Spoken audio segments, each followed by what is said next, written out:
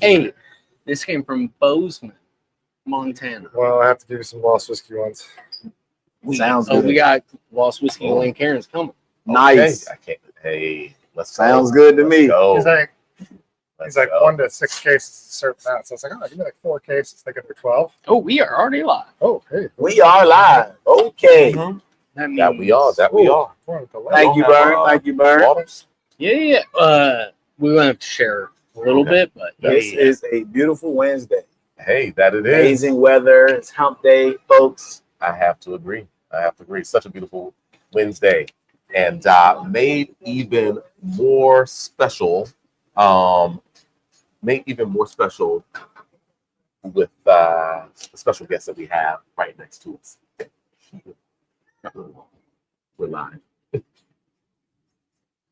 Whatever you want to do, but we're live.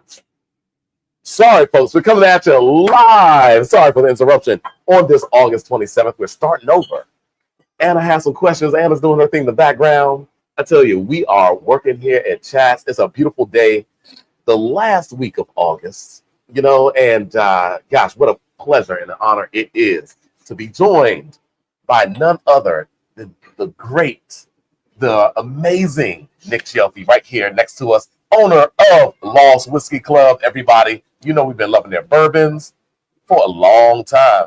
Well, he is finally in the house for a Whiskey Wednesday. Nick, welcome to the podcast. Happy to be here. Thank you. Indeed. Of course, You already know that. Yeah. Absolutely. M-Dog is here. M-Dog Stennett. Of course, when M-Dog and Ellie made their way back from Bozeman, Montana, he linked up with Lost, and what a phenomenal adventure, I should say. It's been thus far. See that rack over there? M-Dog and Nick getting together, having some fun. But M-Dog, how'd you drag Nick in here today, man? Man, just make it happen. We're in the neck of the woods for a little business meeting, and you can't come to Capitol Hill without popping in at Chat's Liquors, especially on a Wednesday. So Nick's been wanting to make his way out here, but I think just need a little push to come outside the house after work on a Wednesday. So we made it happen today. Late night. Well, I love that. I hadn't seen the board over there since we sent down this way, and just kind of love to see everything going on. Love to see you, man. Man, it's been a little while. Not too long, a month. Yeah, we were hanging out a month or so ago. I do live in the neighborhood. Absolutely, yeah. Born and raised Washingtonian. Just amazing that you have ventured out, you and your buddy Mark, right, and partner in business, and gotten into the whiskey game with Lost Whiskey. It is still to this day one of our best-selling products in the store. Definitely a memorable product. Once you put it in folks' hands, they come back. They say the one with the antlers, the bottle with the antlers, right? Yeah, we appreciate that. We're trying to be we think the whiskey's great, but we think kind of what you do with the whiskey at the end of the day is the coolest part about it. Your story, how you share it, and how you live your life. Those are the stories we're interested in. We think Lost Whiskey helps kind of promote that whole ethos. And again, the whiskey's great, don't get me wrong, but what you do with it is what we're interested in. Yeah, man. Absolutely. Kind of like to pour them out over some vanilla ice cream. I'm going to try that. I haven't done that yet. More power to you. Which one, though? Oh, yeah. It's got to be cookies and cream. No, which Lost Whiskey? Oh, I'm sorry. Ice cream? I'm sorry. I mean, I think it has to be High-Rye. High-Rye? You got to get the spices come through to go with the vanilla. Okay. It's got to be hold up. It's got to be able to hold up to the cookie. Yeah. There you go. Absolutely. Well, folks, try it at home, I guess, right? Why not? I'm gonna have to do so for sure. Well, of course, it would be fitting if we didn't start with the Lost Whiskey Club, folks, and we're going to get right on into it. Are we doing the wheat tip first or the High-Rye first? Wheat tip. We are doing the wheat tip first. Okay, great. So, folks, you have you have seen it at Traps Plenty. It is always my go-to recommendation. Of course, being a wheat tip bourbon fan, it just appeals to my palate. You are biased. I am biased. I love. Oh, the you need to whiskey. get Bernie some more. No, it's good. No, It's Yeah, good. I'm It's trying to perfect. like get the rest out of it. We might as well. I mean, as my man say, we might as well finish the I bottle. think I opened that. I don't know if we're gonna do the next We opened one. that bottle probably with Ooh, I want this. last week. Yeah. I want that. So bottle. I have enjoyed plenty of it for certain. And so yeah, good stuff. Let's get into it, everybody. And let's raise a glass to this day, August 27th, when Nick Cioffi lands and chats for a Whiskey Wednesday. It's brilliant. Today is the day in between my brother and my father's birthday, so it's going to be a big celebration this weekend. Oh, We're down to see those two gentlemen. Well, happy birthday Happy to birthday to the both of us. bro Both and of them. dad. Ooh, that smells so good. Mm-hmm. Mm-hmm. So this one being our high wheated bourbon, if you don't mind me interjecting here. So I bought it at 90 proof. This one, we kind of think of it as our most accessible bourbon. If you're kind of new into the bourbon game, this one be the one you want to grab right off the bat. It's sweet, it's mellow, it's not a lot of burn on that back end. So this is kind of why I point people out to get into the bourbon game is our high wheat 90 proof. So this is the gateway whiskey. Exactly. Gateway. And wheaters are definitely popular. A lot of the main brands that you see out there are high wheat bourbons. You get a lot of corn from me, some sweet corn. Yeah, absolutely. It's so like clean and crisp. Yeah, this one's almost like a midsummer bourbon.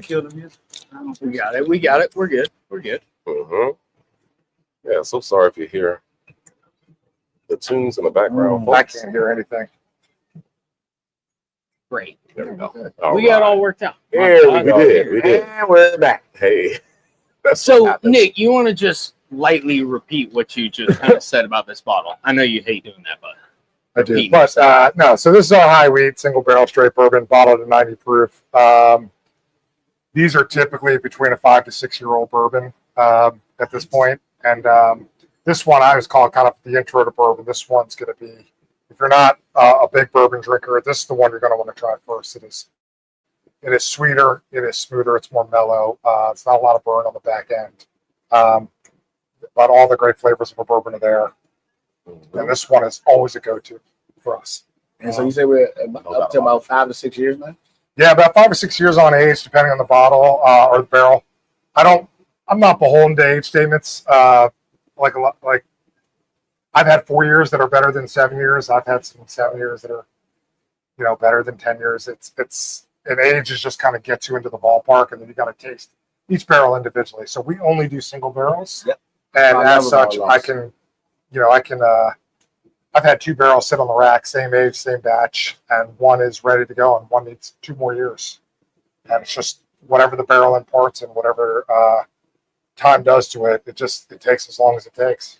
Right. I always say it's like cooking a brisket. It's done when it's done. Oh man, Well- tell us more about what you mean by that. Ah, I want you it's to make phenomenal. that association. about what came in cooking- yesterday? Cooking briskets. We have a competition barbecue team. We travel around the Mid-Atlantic area, and we do barbecue catering, Sir. and it's another passion of mine. But I've been cooking high-level barbecue for many years now, and what I've learned is you don't rush it. So I'll have a brisket. One will cook in 6 hours, one will cook in 9 hours, one will cook in 14 hours. If it's done, when it's done. I gotta It's get with this guy here. Absolutely. That's Yeah. gotta my game. I gotta get to the next level. Yeah, you all actually- share some notes, right? I have to. Yeah. I gotta learn something. Yesterday, we had a restaurant quality smoker delivered to my backyard yesterday. The I don't think my wife greatest loves it. quote was the delivery driver pulled up and he said, "You got the kitchen equipment?" He goes, "We have a bunch of cooking equipment for you." And he's like, Yeah, right in the backyard. "That's coming here?" And we're like, "Yeah, just come around the alley."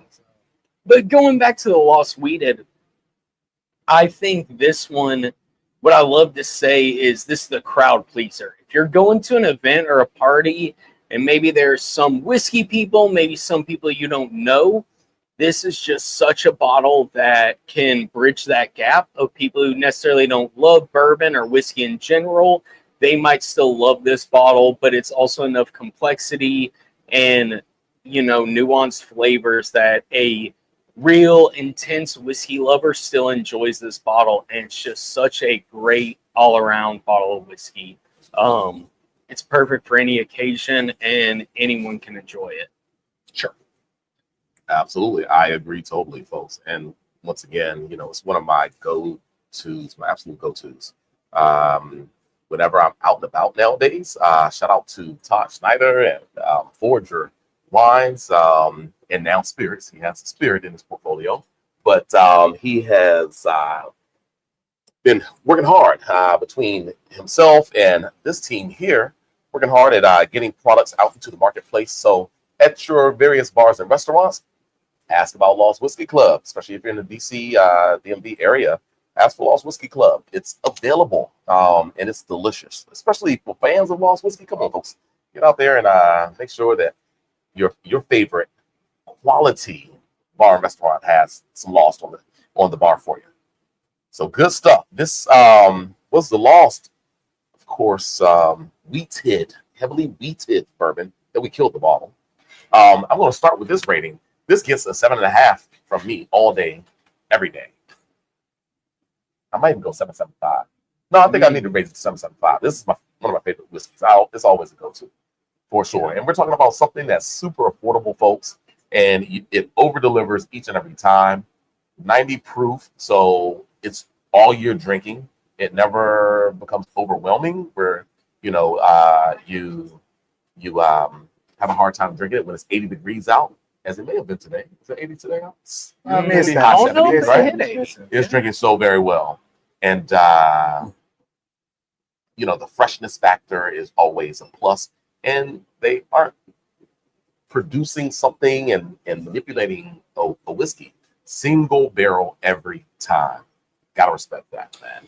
Yeah, I as at a 90 proof bottling, it's funny because that would have maybe been considered a high proof 20, 30 years ago. Now that's considered a pretty low proof whiskey, and it's kind of our base offering. And to us, it kind of goes up from there. So a 90 proof whiskey is I love it. It's a little low proof for some people, but we also have a cask strength available for those that wish to go a little higher. But this is by far our most popular everyday sipper, everyday drinker. Everyone kind of loves it. You're rated, man. I'm not rating my own whiskeys, man. That's my my children. And you know what? I said 7.75, but as good as this stuff is, oh my gosh. I mean, literally, we have put it up against some of the B-Tech stuff. Yeah. Right? And the whole crowd has agreed that, see, I'm spoiled. I might have to change my rating, man. Well, I think I'm going 8.25 on this one. I just want to fact check I love it that much. You can go back in the videos and a Lost cask strength in the same night be an E.H. Taylor single barrel and a Stag Junior. Yep. In the same night, they were all on the table. A Lost Whiskey cask strength That's true. beat all of them. It was the highest rated whiskey of the night. There was another whiskey on the table. It doesn't matter because it was probably the least noteworthy of the bottles. No disrespect to whatever that whiskey was, but it beat E.H. Taylor single barrel and Stag Junior in the same night. So definitely holds its own up against the legacy brands or big names out there. I actually had I was tuned into that particular episode. I was coming across the Bay Bridge and I was having spotty service, and I was getting all irritated because I was like, "Oh, what's it?" And I had to. I shot you a text. This long before I went to work for Lost, but I shot you a text even afterwards because I saw you were in. I was like, "Hey, don't know if you caught it, but I think that was one of the, the Whiskey Wednesday crowd, the chats crowd. I think it definitely put people on notice, for putting, as if it didn't deserve it already, but putting some respect on the name." And I think it's definitely setting a tone for other smaller producers that people oftentimes pass up or overlook, that they can hold their own, they can compete and even beat in tastings or rankings with the legacy brands that you all know. Indeed, I have to agree. So what's your rating, Matt? If Nick's, I can't rate it. It's my whiskey also at this point. I can't rate it. All right. I can't. If Nick's not going to rate it, I can't rate it either. It's my baby by adoption. Nick They created it. I've been brought into it. they cannot rate their babies for sure. So, how about you, bro? Solid 8. 8, yeah, For sure. yeah, Every day, cloud breezer, clean. for sure, for sure. And I think that's really how you. That was your intention. That was intentional to really have something that at any occasion folks can just really sit back and fellowship, Sure. enjoy, toast to life, right? Yeah. And we have some more specialty stuff that, comes at a little more, maybe a higher price point or even a little more scarcity to it. And those are kind of special occasions. But we wanted you to go home and maybe not every day, but, when you want to grab a glass, something, you're not afraid to make your daily drinker kind of thing. So that was the intention behind the high wheat Lost Whiskey at 90. Absolutely. Okay. Great. Well, as Alright. we do this bit of work here on the back end, Next up on the table. yes, indeed. So if you're gonna start with the high wheat, you gotta go next with the High-Rye. All right, next, folks. Get ready for it. All right, so let me push this glass over closer to you. All right. You don't be so heavy, so yeah, it's good. I ain't been pouring heavy, There's man. right. I know. You know what? Maybe you should stop pouring your own pours. How about that? I had no problem with what you're doing. Thank you, Frank. Thank you. Absolutely. We're happy. And folks, Love it. this is the Lost Whiskey High-Rye mash bill this go round, folks. And we're just going to sit the bottles over here in front of the computer that we're tasting. So if you wouldn't mind, please passing me one of those smaller bottles. Now, of course, folks, you see that we poured out of the 750 milliliter bottles, but we got to show you the original bottle size, the pint size bottle, which is just an iconic look these days. That cylindrical, slim bottle with the cream label there. It literally has an antler above the badging, just super, super clean. And it's even cleaner when you go to the 750 milliliter, which is an absolutely clear bottle. Like there is absolutely no sticker, on We this, went on this real bottle. minimalist on that, Yeah. just as the name, kind of what we legally had to put on the bottle. We really wanted the bourbon to be the star. So when you look at it, you see the amber color of the bourbon. Yeah. And you can really tell the difference, as the years go on, and that amber color really gets deep. Indeed. And we wanted to showcase that. Who cares about our label? People are going to love the bourbon. That's what we wanted to see. That's right. That's brilliant. Cheers to that. Now, this High-Rye, it's my personal favorite. I know we said we didn't rate our children, but this one's my favorite. So you do like one child better than the other. I do. Okay. This one's got a little bit more spice, it's a little bit more pepper, a little bit more body on it. I use this when I'm making old fashions or any sort of mixed cocktail. Just it holds up a little better. If I'm drinking straight, I'm probably going wheat all day. If I'm gonna go on a cube or throw it in a cocktail, Yeah. this is my guy right here. Say hi to Liz, Nick. Hey, baby. She Indeed. just tuned in. Indeed. That's awesome. Got Liz I'll in be the on house. soon. That is awesome. Well, I will say, while the wheat is my favorite, because there's a little bit of a forward aromatics, the structure, the wood notes, the vanillins that you get, the hang time is just super, super nice. When you're getting into the High-Rye, you get a more generous mouthfeel, sweeter corn-like notes, sweeter barrel caramelized notes and all. And it's so easy to drink, right? And so they're both amazing. What I usually end up doing, especially because they're pints available, not just 750 milliliters, is when you want to give a gift, when you want a phenomenal single barrel expression, literally here at Chats, for not a lot of money, you can have two whiskeys in One of the each. smaller bottle and have two experiences with those whiskeys. And that's such a fun way to enjoy whiskey. Literally having a little flight, breaking it up a little bit. And the variance between the 750 milliliter price and the 375 isn't huge. And so many times folks are walking out of here with two 375s.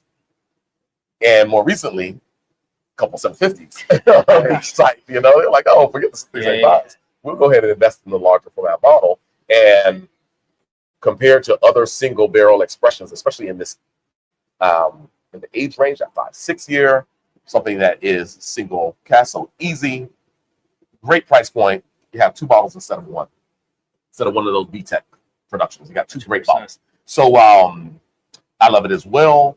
Now, Nick, there's also a little gift that you give away with every bottle that you all make. And if you wouldn't mind just talking about that a little bit, I wish I had one down. I don't know if you can. Oh, they're right above your head, Nick. He keeps his straps on that. Oh, absolutely. Okay. Yes, indeed. Yes, there indeed. We go. We are men around here. So every single bottle we do is a single barrel straight bourbon. So we do not. We actually emblazon each bottle or write on the bottle the barrel number and the bottle number. We call them a story number, and those numbers will never be repeated. So if you buy the bottle and you do something cool with it, we always say, like, maybe you share with your dad on a camping trip or give it as a gift for something or a wedding or whatever it may be. These numbers will never be repeated. And this little strap or bracelet, or we like to call it a man strap now. I don't like calling it a bracelet. Man strap. It's a little keepsake to remember by. It's genuine leather. And I'll tell you what, for the first 50,000 bottles, I was stamping these in my kitchen about 4 blocks that way. But we actually still hand make these, not in my kitchen anymore. But these are each hand branded, hand stamped. And it's a little like. I've taken on that burden. Yes. These are not made in some factory somewhere. These are made with kind of love. And these mean a lot to me. So I've seen people out in the wild kind of wearing one on the wrist or on the keychain. And I'm always blown away by it. There's always a really cool story behind it. So if you ever see someone with this out in the wild, ask them their story. There's a reason they have it. That's the whole reason why we do this. Mm-hmm. So. And we're very mindful when we open. Here, let me have it on this side. There we go. Yeah, let's put it over You've here. done this before. I've done it before a couple times. But I'm very mindful now. All the bottles of Lost that we're opening up. Hey, the straps are going up top, and sometimes someone will buy a bottle and or just love the strap, and they'll say, "Hey, man, I have one." Oh, sure, take one, and remember the brand. Go rock it, wear it, and spread the love, right? Marketing. Why not? So another amazing whiskey, single barrel once again, folks. This is the Lost Whiskey Club High-Rye recipe, bourbon recipe. 90 proof as well, just like the heavily wheated. Such a beautiful, balanced proof point on this bourbon that is beloved. You can have your favorite or you can love both of them, and I do love both of them. Of course, I mentioned that I'm a huge wheated bourbon fan. I like this one as well. I'm going to give it an 8 out of the 10 for this particular bottling of the High-Rye. But once again, it's so smooth, so easy. I'm spoiled now. Like, you can put so many other whiskeys right next to it, and you will end up going back to the Lost Whiskey Club each and every time. Single barrel, folks. There's so much to say about it. Proof. Yeah. Indeed, I agree. So, going 8. What about you, Zoe? Because I'm not even going to ask that. And Nick, let's go around.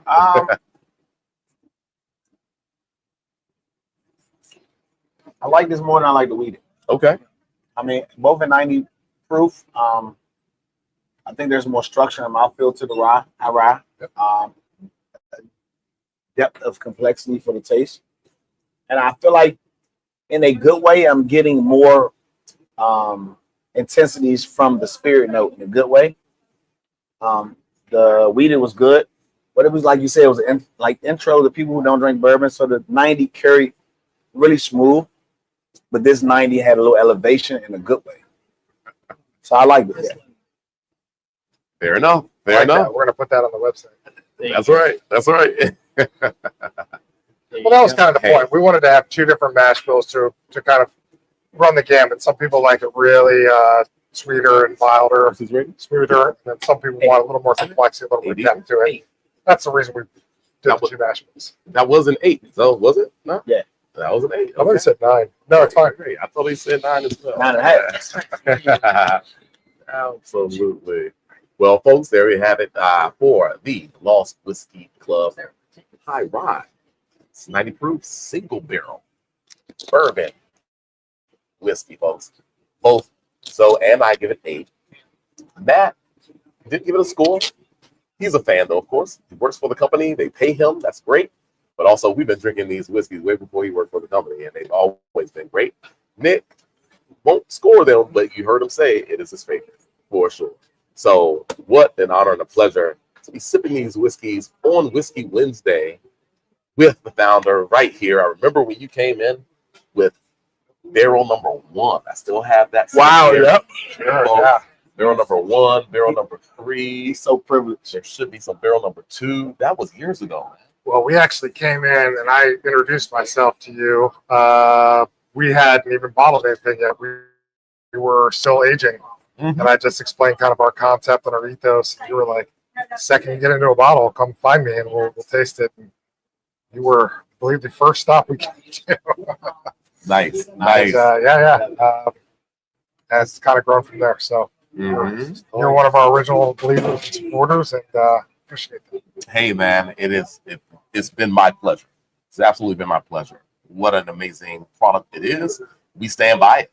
And I think all of our customers are aware of that for sure.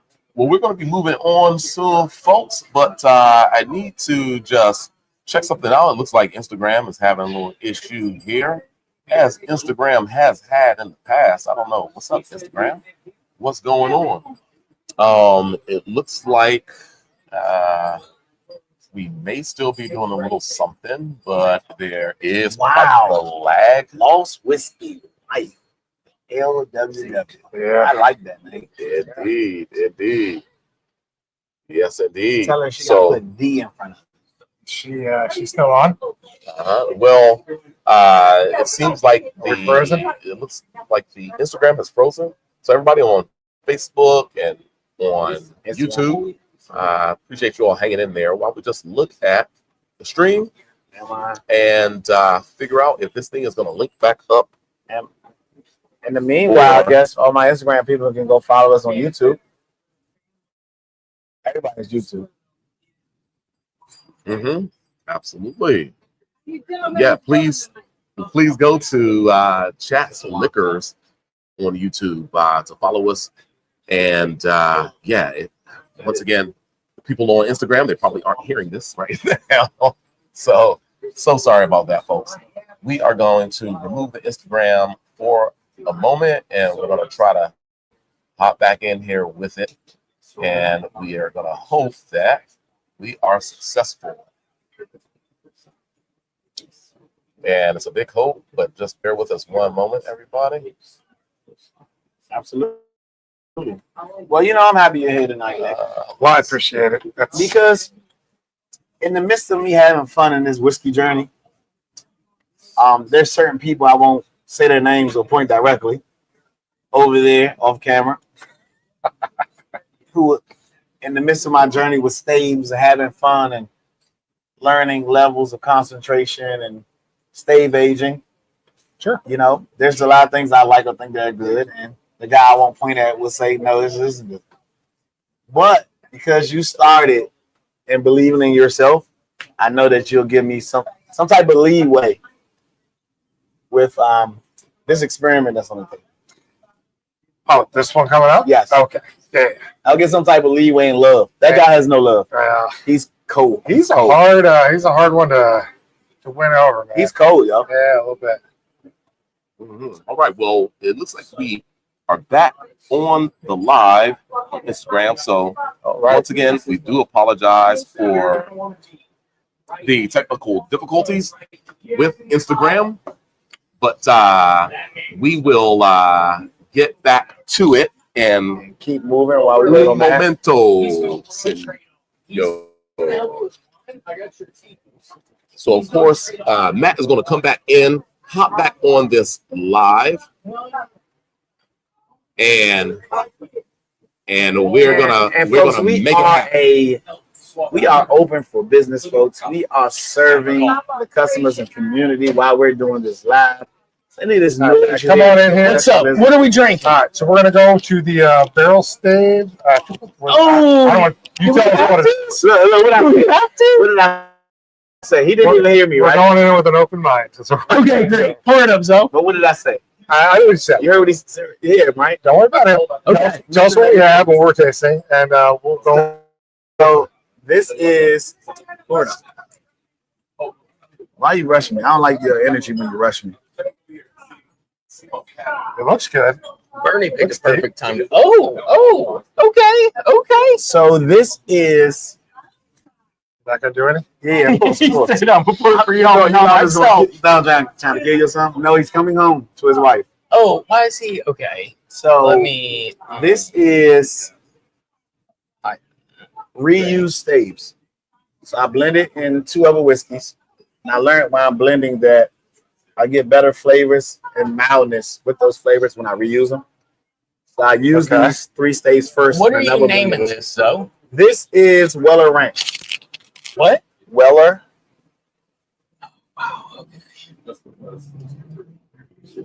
Weller, W-E. I know how to spell it. Ranch? Ranch. So this set for I got the Weller. What's the ranch for? Ragged Ranch. Oh, okay. Weller Ranch. Yeah. Oh, I put an extra letter on there. My bad. So this set for about 2 weeks All right, so give me the rundown. So you've blended the 2 whiskeys, and then you before. before. I reused those staves into this. Where are the stay? Is it a little barrel? You got a spire? Or how Spire. spire? So this is French oak. Use French oak. Use American oak. Use Amberana. That have been used once Weller before. Ranch? Weller Ranch. Well, we put branch. I try to not use both names No, exactly. you got it right. Weller Okay. Ranch. Yeah, it just doesn't make Weller Ranch. sense. But okay. Keep calling it Weller Ranch. You're good. You're Yeah, good. They're not my branch, you know. You know, I really like the nose on it. It Yeah. the So nose is really sweet. though. the original bottle I was bringing tonight, one of my close friends tasted it and like, yo, this is too dessert. So he jumped in there with Ragged Branch Cowboy Cut. Yeah. I get a little of that. So this kind of goes to show you that, and for the viewers at home, you can experiment with your whiskeys and have fun with it, and kind of and make some people call those infinity bottles where you just kind of mix stuff together. Right. But those do a little bit more purpose, like trying to extract a certain flavor profile by mixing learn, understand. specific ones out. So the original blend of this, and the original 2 whiskeys I used in the bottle at home, it came across a lot more cinnamon and honey. Before we added the Ragged Branch, it came across as coconut, and I used the same staves. Oh. So I got like this crazy, like coconut. Yeah. And then I guess it was perceived to be too sweet in coconut, so we kind of like the word dilute would be crazy because Ragged Branch are raised to proof. Sure. So we didn't dilute it. But I think we tamed the sweetness. Let's say that we tamed some of the sweetness, and there's still some background coconut to me. It's Amberana-esque. Quasi-Amberana. Quasi-Amberana. But there's like this coconut I get. For sure, but there is still, it's coconut at the front, but then it's like this honey cinnamon at the back. I definitely get cinnamon. I just get so much coconut in it. I mean, but see, I feel like coconut's all on the front. Like it's front heavy on coconut, then there's all the secondary or tertiary notes. See, but just an hour ago, right? Word of the day, sir. Yes. Just an hour ago, I didn't get no cinnamon, and I got coconut on the back. So it's changed within an hour. But I'm even saying now in my glass, I think it's cinnamon at the front. At the very end. I'm not getting rub the on the roof. coconut. No coconut? The coconut's At gone. the very end either? I did it first. Now it's all cinnamon. Watch your language. I said, well, now, folks, all of our palates are different. I was about to say. But I thought it was fun. We've all been fighting allergies all week, too. It's been crazy. I thought it was all fun, enjoyable. I mean, a little more on the dessert Hey, you side. know of what? things. You got Matt to like it. No, you like the nose. No, it's okay. No, thank you, Nick, for this lead-in of Zoe just being Could this be better than real? You know, you shut up, I'd maybe tell you. I think from all of Zoe, I love you to death. You're my brother. Yes. From all of Zoe's home experiments, this is a massive statement for me personally. I think this is by far the best home barrel, home stave project you've ever done. And I think it's showing signs also. Normally it comes in a mason jar. I really like the professionalism of the 50 ml or 100 ml sample bottle versus the mason jar that's maybe a little greasy on the outside and I don't know where it's been. This is sounds like we're getting personal a little bit. a little bit. Well, it grosses me out, honestly, sometimes, and I don't feel comfortable drinking it. This is by far, I think your palate, your skill set is improving. 'Cause this is by far the best that I've experienced. I've not had them all. By far the best you've done yet, and I'm proud of A you. little on the sweeter side. You still get some bourbon, real bourbon character taste. It's not so sweet that it's got that. It's a little drier on the finish, which I like. I know bourbon by nature is sweet, and that's probably why I'm a High-Rye fan. 'Cause it's got a little bit more of that pepper on it. This has got a finish. So I really liked it. So you're on to something. Yeah, I think Now you just got to convince the folks at Weller to let you bottle it, sell it. Well, but you brought up a And fun rag it. point. You said this versus Rio. I think it depends on your flavor profile or style. Stylistically, they're very similar, but this is not as sweet. Right. So for me, I would enjoy this more, generally speaking, than Penelope Rio, which is a great bottle and a super fun bottle to have. It drinks consistently sweeter than I would prefer. Where this has the same characteristics or notes, but not as intense as Rio. So in that aspect, I would say if I could only keep one and it was the only bottle I had in my home, I'd rather have a bottle of this than Rio. But maybe for that special occasion or once in a while, Rio might be more fun. But if I'm gonna drink it every day or So are you willing to give up your recipe on live stream? So how long have you aged the staves? Do you have any information about them? These staves were pre-used for about 4 months. Okay. I would not give up that blend of whiskey I used for those 4. Fair the enough. reuse was 2 weeks in Weller Special Reserve for 2 weeks, and then blended today with Ragged Cowboy Cut. You bought them today. Huh. So I feel like I don't know what would have happened if I would have used the Ragged branch with the Weller and left it on the staves. I'd be interested to know what that blend would taste like. Come back a week from now and kind of let it really meld. I will say when we blended today, the hour it was blended in the store, within 20 minutes, it opened up and changed. Sure. From the hour we stopped to the time we drank now, it's changed a whole lot again. Yeah. Because at first I was getting so much coconut before the blend. After the blend, we got the coconut, but it was lighter. And now I feel like the cinnamon came back again. Kind of the cinnamon wasn't there. I'll tell you, It's real fun and funky. It's fun to experiment with this stuff, and Matt knows this as well as I. But when we're in the shop and we're picking a barrel to bottle, we'll pull it off, and right out of the barrel, we have our certain thoughts about it. But we always like, what's it going to be like? We're able to, even our barrel proof, we'll throw just a little bit of water, maybe a whole barrel. We'll throw a gallon of water just to open it up a little bit, and then we'll let it sit in the tank and just kind of meld through everything. Sometimes for a week. It's been even longer sometimes. Sometimes not that long. But we always try minimum 24 hours. Oh, sure, absolutely. Yeah. But we let it, and just the advent of oxygen, the advent of water mixing in with it, really, it kind of goes through these stages, these changes. It's kind of the fun journey of what we get to do. But to be crazy honest, I had a few more sips after you had finished yours, and it from the time you finished to the time I just finished, it got like thinner, lighter. Opened up way more, a little less sweet. It got a lot less sweet. So I feel like more of that at home. I got more than in the car. So I'm saying is like let it sit like a couple days and come back and visit that, and then like maybe like a week later. Definitely will. And that's you kind of really see the journey that it takes. That's pretty cool. I just ordered Spanish cedar. Yeah. Spirals. Zoe are they charred? Yeah. Do you do it yourself? No, they're charred. So these are a medium toast, Spanish cedar. So I'm gonna have fun with those. Zoe has more experience, and I give him a hard time, but just purely out of fun, and I love being a jerk to Zoe sometimes. But he probably has more experience than anyone I know with home barrel projects, home stave, spiral projects. And I really respect him for it because as much as I give you a hard time, I think you'll even admit they don't all go as planned or they don't all turn out that well. And you still consistently are trying new ones, trying new things, and experimenting with it. And I mean, like I said, I stand by it. I think it's the best one I've tasted they put out. 32 ounces of whiskey, which I blended. It didn't go good. And they're not nasty, but they're not what I want them to be. Yeah. And they're like just good enough for a cocktail. Well, you know, we always say on the barbecue world is you got to cook a whole lot of bad barbecue before you can start cooking some good barbecue. So you got to learn what not to do where you can figure out that secret sauce. It's not going bad though, because I do a lot of bacon with whiskey.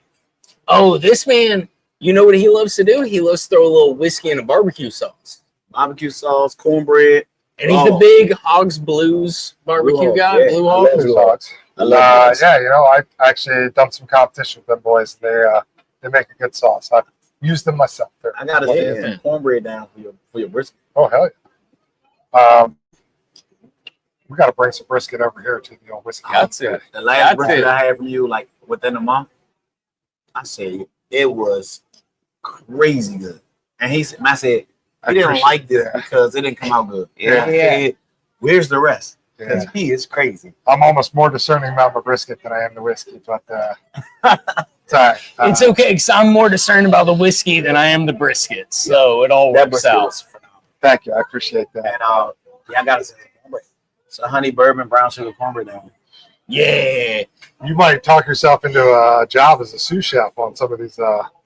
So I will. One thing you'll never hear me. I will talk a little bit of crap about some Zoe home barrel projects. I've never said a bad thing to ever come out of the oven at Zoe's house. He ain't never missed when it comes to a baking project that he's had. That's for sure. Zoe, when it comes to baking, I mean, I've had Zoe do birthday parties for friends and family. Zoe did my birthday cake, hands down the best cake I've ever had in my life. Good. Zoe has done some of the best cornbread I've ever had in my life. So hands down, I think it's a match made in heaven. Nick throwing down some barbecue, Zoe coming in with some compliments. My upbringing, my mother, she ran a bakery. Nice. Kind of illegally out of the house, but she made cakes, she made all kinds of stuff. And that's she ran two jobs. She had a day job that she Sound did like this. me. Right. So our house she was baking something at all times, and the whiskey's very similar to that. The aromas and the scent and the thing, it's all kind of a shared thing. So we definitely have Lost Whiskey has a history out of the baking world. Yeah. Hey, Liz baked some banana bread the other day. I didn't get to try it. Banana bread. Still waiting on my slice, but it's gone. Banana bread. Yeah, Liz, you could have thrown some bourbon in the old banana bread. Shout out. Maybe chocolate chips in. Shout out Cole. I heard. Last I heard, there's no banana bread left for me because Cole handled the banana bread. Yes, I just he's a came grown and boy. I just did all the labor and for no reward. So I guess we can derate this because Appreciate it. Bernie was a no-show. Yeah, let's give it a rating. Well, he's sipping now, so we'll start with you, Zoe, work our way down, and Bernie will finish off his Hold on. rating. In the words of Nick and Matt, I can't rate my own baby. Wow. Oh, Nick, you got started off. I'm happy to start off. So this is out of 10? Yeah, out of 10. I'm going to give that a solid 7.5. I really like, and I'm going to tell you why. So it starts off a little sweetness, but then for me, it gets very oaky and dry on the back end with a lot of that cinnamon spice we talked about on camera. For me, that's how I want. I don't want it to be very sweet on the finish. I want it to have that kind of not lingering, but that nice spicy finish to me. So that's why I like it. So, You know I love it, and I love Nick. Clearly shows he's been watching plenty of Whiskey Wednesday because that's a killer rating, and how he handled that was perfect. I would just go probably 7.75. I mean, I was really impressed by it, Zoe. I think it was a super enjoyable whiskey. I like it a lot. It was fun. It was sweet but not overwhelming with the cinnamon sugar notes, but very cinnamon toast crunch-esque. Quasi cinnamon toast crunch, if you will. I like it. Got to bring Bernie into this. Quasi.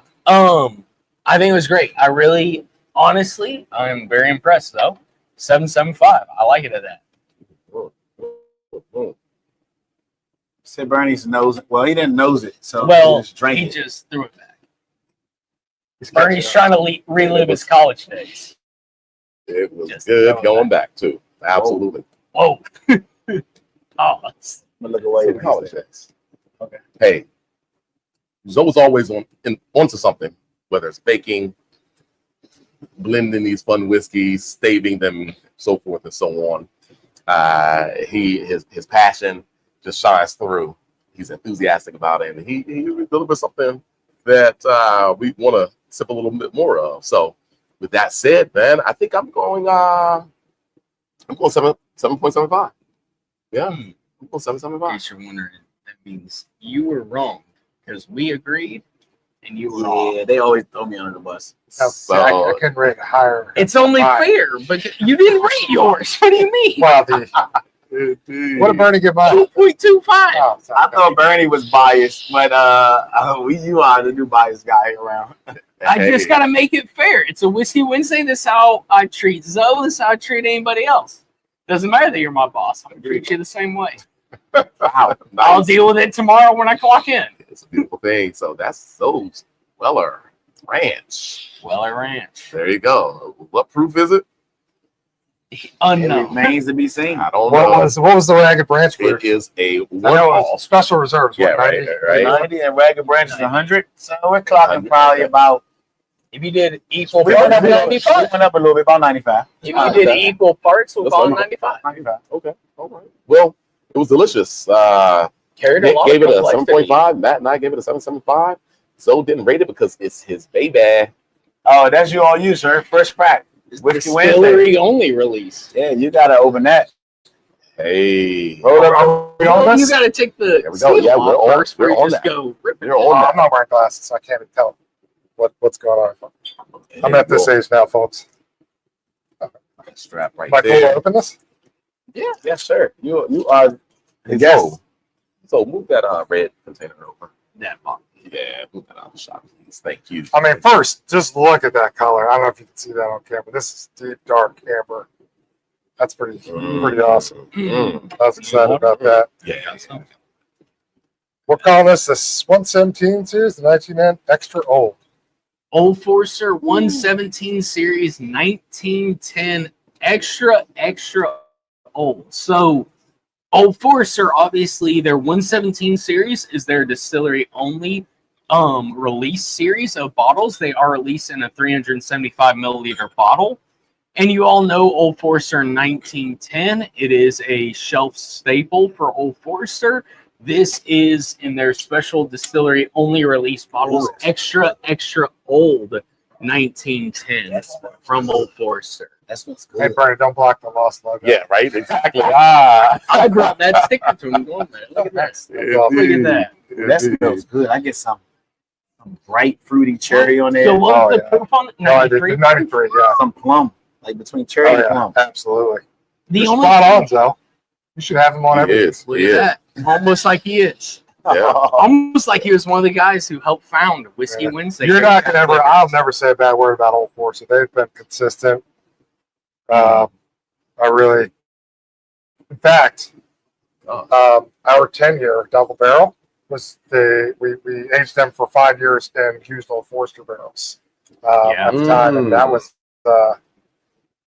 Before transferring them to our new Chardo Yeah, barrels that we we did. have, they were in used Old Forester barrels. yeah, that was And always my claim to fame, well, That's not great. claim to fame, but like my big statement is Ellie now is such a proof snob. She only loves to drink over 120 plus proof. She'll tell you. I mean, I'm kind of like that too now. But Old Forester is who changed it at 130 proof. Old Forester single barrel strength was the whiskey that kind of Her gateway.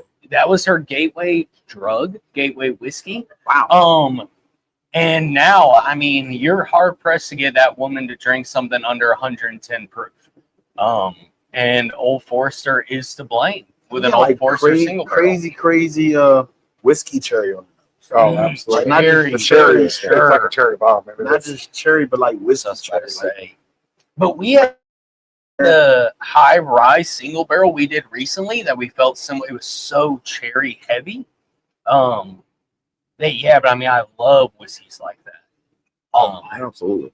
So of course, the 1910 is known for its double barreling. I believe it was in this year that let's see some there was barrel smoke or due to a fire. Yeah. That kind of was create a situation where they were gonna toss some of these barrels that had unfortunately gained some type of kind of extra flavoring by a nearby fire or maybe at the distillery or what have you. But once they tasted the whiskey, they thought it was absolutely amazing. And so this is in honor of that. And it is a second maturation, extra 9 months, I believe is the right information for this particular bottling. This is batch 2, which was released in late 2021. They created the this bottling in 2020 for the first time. Jackie Zykan, the master taster and blend. So fun stuff. The nose is crazy, as Zoe mentioned. Red fruit, like rich. I'll use the term. I have only nosed it thus far, but there's so much kind of much there. Yeah, there's so much aromatics there. I get this little Disaronno. Am I saying it right? Oh, Disaronno? I get a little Disaronno feel on this. Kind of, yeah. Like I could see it goes that. like cherry, but I get like some type of cherry, orange liqueur, or Maro thing going on a little bit. I got you on that. It's Without too much of the bitterness, Not right? that bitter, Yeah, I guess But it's like mildly cherry cordial with like dark chocolate. Mhm. There's some nice structure to complement the sweetness. Yeah. What I love is the amount of complexity and body this carries at only 93 proof. I think it's very impressive. Wow. Now we are having some issues on Instagram. It is in it. More issues on Instagram. This makes me think about the holiday yeah, dram that you Matt are. can bring. Hey, last I checked, you have more bottles than me. So, wow. Of holiday dram. That might change though soon. Oh yeah, some trouble again with Instagram. So I don't know if how many of you folks decided to come on over to YouTube from Instagram, but there are problems happening again with Instagram. We suffered from this issue a couple months back, early in the summer, and we were hoping that we were past those issues, but unfortunately, that's not the case. Things are still happening. Just looking in the distance. So, You getting any more depth of flavor over there? so let's see if we can Yeah, continue with this professional. rating and all, and then we'll figure out Instagram again in a few moments. Let me go to YouTube in case y'all are commenting. Be here for any comments y'all got. Preferably, if you want to talk crap about Nick, that'd be my preference. That'd be awesome. Love that. This bottle was good. I mean, I think this bottle is now worth the price I paid for it because I was a little skeptical. This is my first Old Forester bottle I own. My very first. Whoa! This is my first. No way. I don't own no Old Forester. It was my first. And the price I paid for that pint, I was kind of like, They get pricey fast. I mean, and again, I just want to reiterate that this is a special malt. This is a distillery only release, and with it being so limited, being the way it is, I mean, it is a premium price tag. Good. So you got some of your one to. I feel like Breakthrough was selling this here. Here. I'll leave it at that. Maybe. But we don't like talking price tags, but I'm letting you know that's at the distillery. You can whisper right into my microphone. Is this for this size? Yeah. That's Yep. what it was? I got it less than that. Just take a little. So can I? Yeah. Can I give a little? We're talking retail versus retail. I'm saying so. You got to remember, you work in the industry. Retail. Some people show me love. Yeah, exactly. Because you're a good dude. I don't know what they see in you, but you know. Likes my whiskey but hates me. Can you get a little what? What were you saying? Oh, Well, I love the nose on this thing. It's actually one of the best nose whiskeys I've smelled. I don't know a better way to say that, but tasting it's just got a little bit of like it doesn't live up to what you think you're going to taste right there. So a little lackluster on the palate, but the finish is just a little bit off to me. Just so, I mean, I'm nitpicking it. It's a good whiskey. Don't get me wrong. no, but I like that. Yeah. I mean, I think it is. It's a good whiskey, again, to reiterate, but it's rather narrow. It's not got a ton of depth, and the finish is a little short. But I think the biggest thing let's remember at the end of the day is it's a 93 proof whiskey. Sure. I would love to see what this drank at 105, 110, or 115 proof. But it is pretty concentrated on the palate. I think the nose is the best thing about it. It has a beautiful nose, insanely great nose, and it's a good whiskey. But it's pretty narrow on the palate, and a rather short finish, but it's still super enjoyable. I think if you find this bottle out in the wild, because DC being the Wild West that it is, you can find this bottle available in the market. I don't mean that in a way like that, though. You know, you're laughing at it. DC has one of the most exciting markets when it comes to spirits or whiskey in particular, and you can find a bottle like this in the market. It's definitely, if you can find it at a reasonable price or you pocketbook, reasonable or not, that you're willing to pay for it, it's a fun and exciting bottle to have on your shelf for sure. No, this is delicious, everybody. All right. So, yeah. You guys burnt. I mean, Matt, I guess you start the ratings. Yeah. You want to know the funniest thing ever? I'm going to rate this lower than Zoe's Weller Ranch. No way. I'm going to give this 7.5. I think if you were to go nose only, this would be like an 8.5 or something like that, just off the nose. And again, it's an enjoyable whiskey. I'm not trying to dog it. Just the palate is so lackluster compared to the nose on this. But I mean, I still think it's all around solid. You got to give it its props at 93 proof. It carries plenty of flavor, but I think a 7.5 on it is great. Again, if you were just going, I would love to have a candle made out of this scent, and I light it every day in my house. You know what I mean? 7.5. I think it's solid on this. Bernie. Again, I'm gonna have to agree with you, Matt. 7.5. It's almost like I know what I'm talking about. The nose is just super, super interesting. I think it's a fine whiskey. Something that will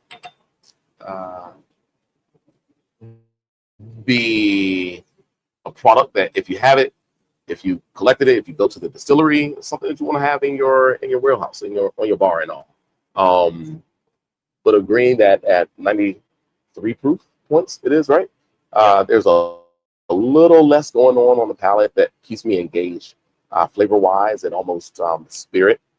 It's just a bit numbing to the palate, and not in a harsh way, but that's all that I get. It's like almost just a slightly more numb palate, and that's right. Yeah. So, you know, we like peppermint. You know, that little aftertaste that the peppermint leaves on your mouth once you finish the candy. That's kind of what you get, and that's about it. All right. So, okay, on to you, Zoe. I'll agree with you because it's a beautiful night when we can agree. Wow. Okay. It's even more beautiful when it's agreeing with me. There it is. Yeah, I guess you did start it off, huh? Don't feel to swallow. Absolutely. And Nick, did you rate it already? No, it's going to finish it off. Right? Okay. No, I'm not. When I was nosing this thing, I was like, "Oh, this thing's going to be up there." And then I took a sip, and I was so kind of disappointed in what I tasted on the palate. It's not a bad whiskey at all. In fact, I would pick that up. I'd drop $100 on that thing. I wouldn't even think twice about it. I would probably serve that at my bar. But when it goes to your nose and you actually take a sip and it finishes, you're like, oh man, that could have been something. It just wasn't. Yeah. And I don't want to knock him for that, because if it had maybe a little lighter nose, maybe I'd rate this thing higher. But you always want to go up, not down on kind of as you're finishing. For 93 proof, I actually found that it's had a little rougher finish than I thought it was going to have. When you proof something at 90 to 93, you can hide a lot of sins with that proof. So the fact that that's coming through, I'm wondering kind of what was going on there a little bit with the proofing process and what they were trying to achieve. So anyway, I'll give it a 7.5. It's good whiskey. Listen back, but I was a little let down on the back end of it. Mm-hmm. I love it. Yeah, absolutely. I mean, folks, And I'm a big Old Forester fan. Don't get me wrong. oh, of course. Absolutely. But what an occasion this is, folks. Everybody across the board. Yeah, even 7.5. special guest Wow. rating. Wow. And we agree. Absolutely. The Old Forester. And just so I mean, One you for the know, you know, I- series, I've been telling 1910 y'all that my extra palate's old. getting way better. Just to, Oh, just to be in agreement with a guru right here, so I'm getting better. the more you hang Man, around me, man. the better it'll get. Shit. Folks, I can't win. Language. He's I can't good. win, folks. He's good. Can't win. And it's That only my is palate's only the good. way it is because I've hung around Nick so long. Very good. That's actually not true at all. I'm going to set the record straight here. Yeah, One of the things I was impressed with Matt when I first met him was his not only depth of knowledge, but his vocabulary. And you're a young guy. He's What are a you? young dude. 23 years old now? 28. No, but he's very knowledgeable. He's very direct and specific. So when we sit around tasting barrels, and you've seen the process. You get to see how the sausage is made now. There's no man behind the curtain. Yeah. We literally just pull whiskey out and we drink it and we go, this is shit. Oh, sorry. Can I Yeah, you're right. Yeah. This is ready. This is terrible. This, God, I hope in 5 years this will be passable, kind of thing. Like it's we're very critical at the shop. Yeah. Even something that we end up putting out and ends up being one of our best whiskeys, we're very critical of our front. We are looking for every little nuance that could be bad with it, and your nose, your palate, and everything. So when you came in, I was like, man, this guy, whether you're experienced or you just have a natural talent for it, I was like, we need this guy to come on board and help us out. It's really a great. I get so much anxiety when I pull a whiskey and it's just on me and I'm the one. And so when everyone has this barrel, it's going to be Nicky that knows what he's doing, or this guy doesn't know a damn thing. It's able to bounce it off of you and say, hey, this is what I'm tasting. And a lot of times we're in agreement with. Yeah. It's funny when we both get a whiskey barrel that we hate. We're like, nope. Yeah. we side eye each other and toss But it back on the rack. that goes back to what I love so much about the brand. Like, I love the brand before I was ever employed by it. And I think it shows your commitment to a quality product. And similar to other brands on the table, but we're talking about Lost right now. And that you're not afraid to say the greatest quote that I love about Nick, and this happened so many times, but it happened just a couple hours ago, is we were tasting a barrel that we were both we were mildly unimpressed with, but the age of that barrel would have said otherwise. And Nick looked at me, because I just repeated the age to throw it out for conversation while we're tasting it. Nick said, age doesn't mean anything. We go off taste. And that, at the end of the day, I think for so many distilleries. I think I said it more colorfully than. Yes, but we're being more appropriate. Yes, it was. We're being more appropriate. Not to call anyone out. We're not naming names, but I think for not every distillery views it the same way. There's a category where when the barrel hits this age, it's ready to be bottled, and that's that.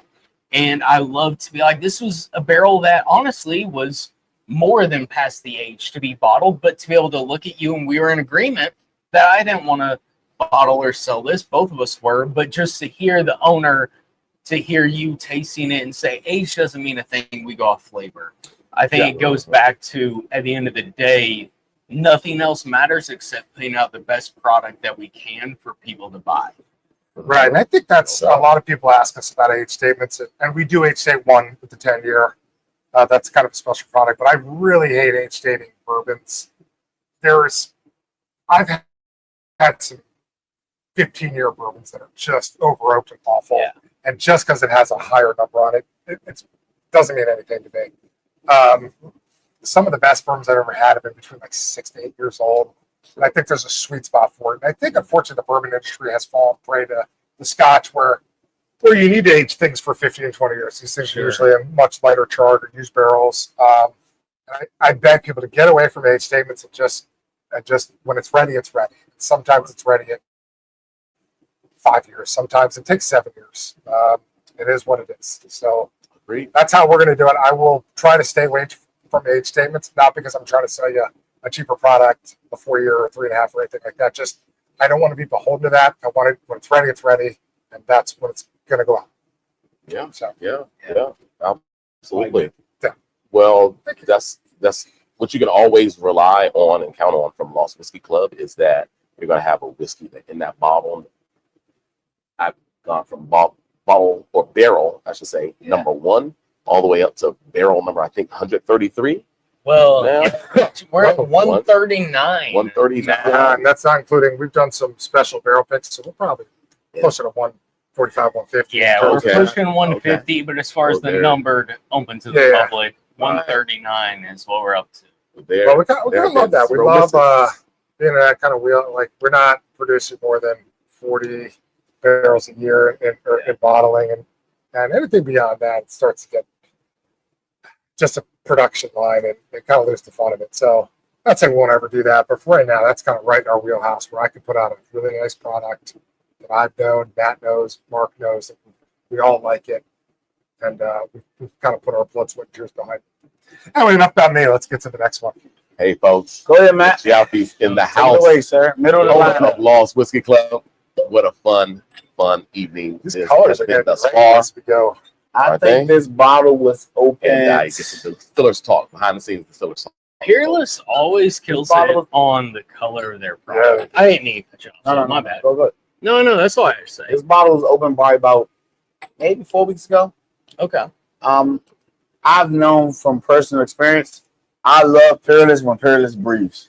And there's a lot of whiskey. Came in, it was breathing. There's a lot of whiskeys are not good on fresh cracks. I wonder if that's kind of with that. Maybe we should revisit that. Yeah. Or maybe we should revisit at the end of the night. Oh, that's we can do that all. Whoa, Matt. That's a 375, sir.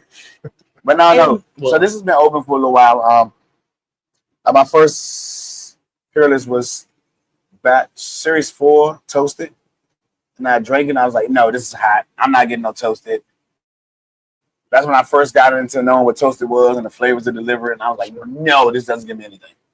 Then I paid a certain price. I was disappointed. I double bagged it probably a year later. 8 to 12 months later. And I drank it. I said, oh my God. And I said it that night. And I went from having 80% of that bottle to 25% of that bottle in the night. And I drank it straight and it was delicious and no hangover the next day. Not getting into this whiskey in particular, just being transparent with everybody here, including the live. I think Peerless makes a great product. I always struggle with their price. Peerless definitely aims at only being a premium product, which they offer a premium product. Premium. But I wish they would almost take notes, respectfully, Peerless, from Barrel, who was in the similar boat until about 2 years ago when Barrel dropped a lower proof, a lower price point product in the Barrel Barrel, what's that? 5-year 100 proof. Whatever it'll come to me. Maybe it'll come to us in the next 30 minutes. Barrel Foundation. I wish Peerless would kind of take notes. I just think you're missing such a large audience at your minimum price point being $90. Give or take. Depending on what market you're in, what stores you shop at, and not age stating those products either. I think it's just hard for a lot of the general public at a batch product to be $90 minimum is it's my only issue. It's not an issue. It's my only critique. What proof is this? 108. 108. So just to throw something in, you mentioned non-age stated. Well, when Peerless originally hit the scene, you remember they hit the scene with rye, Kentucky straight rye. I do appreciate that they distilled their own product, right? And these smaller batches, but 24 months is what you saw on the label. Yeah, okay. Aged for 24 months, and this was like $100 bottle. Yeah, It's like it really did put things in such a different perspective for most individuals who were whiskey fans at that time. Like, how could something aged 24 months demand such a high price point? But of course, Peerless was doing something different even at that time. Kentucky straight rye, micro distillers, smaller distillers. It was, they were one of the founders for that to an extent, right?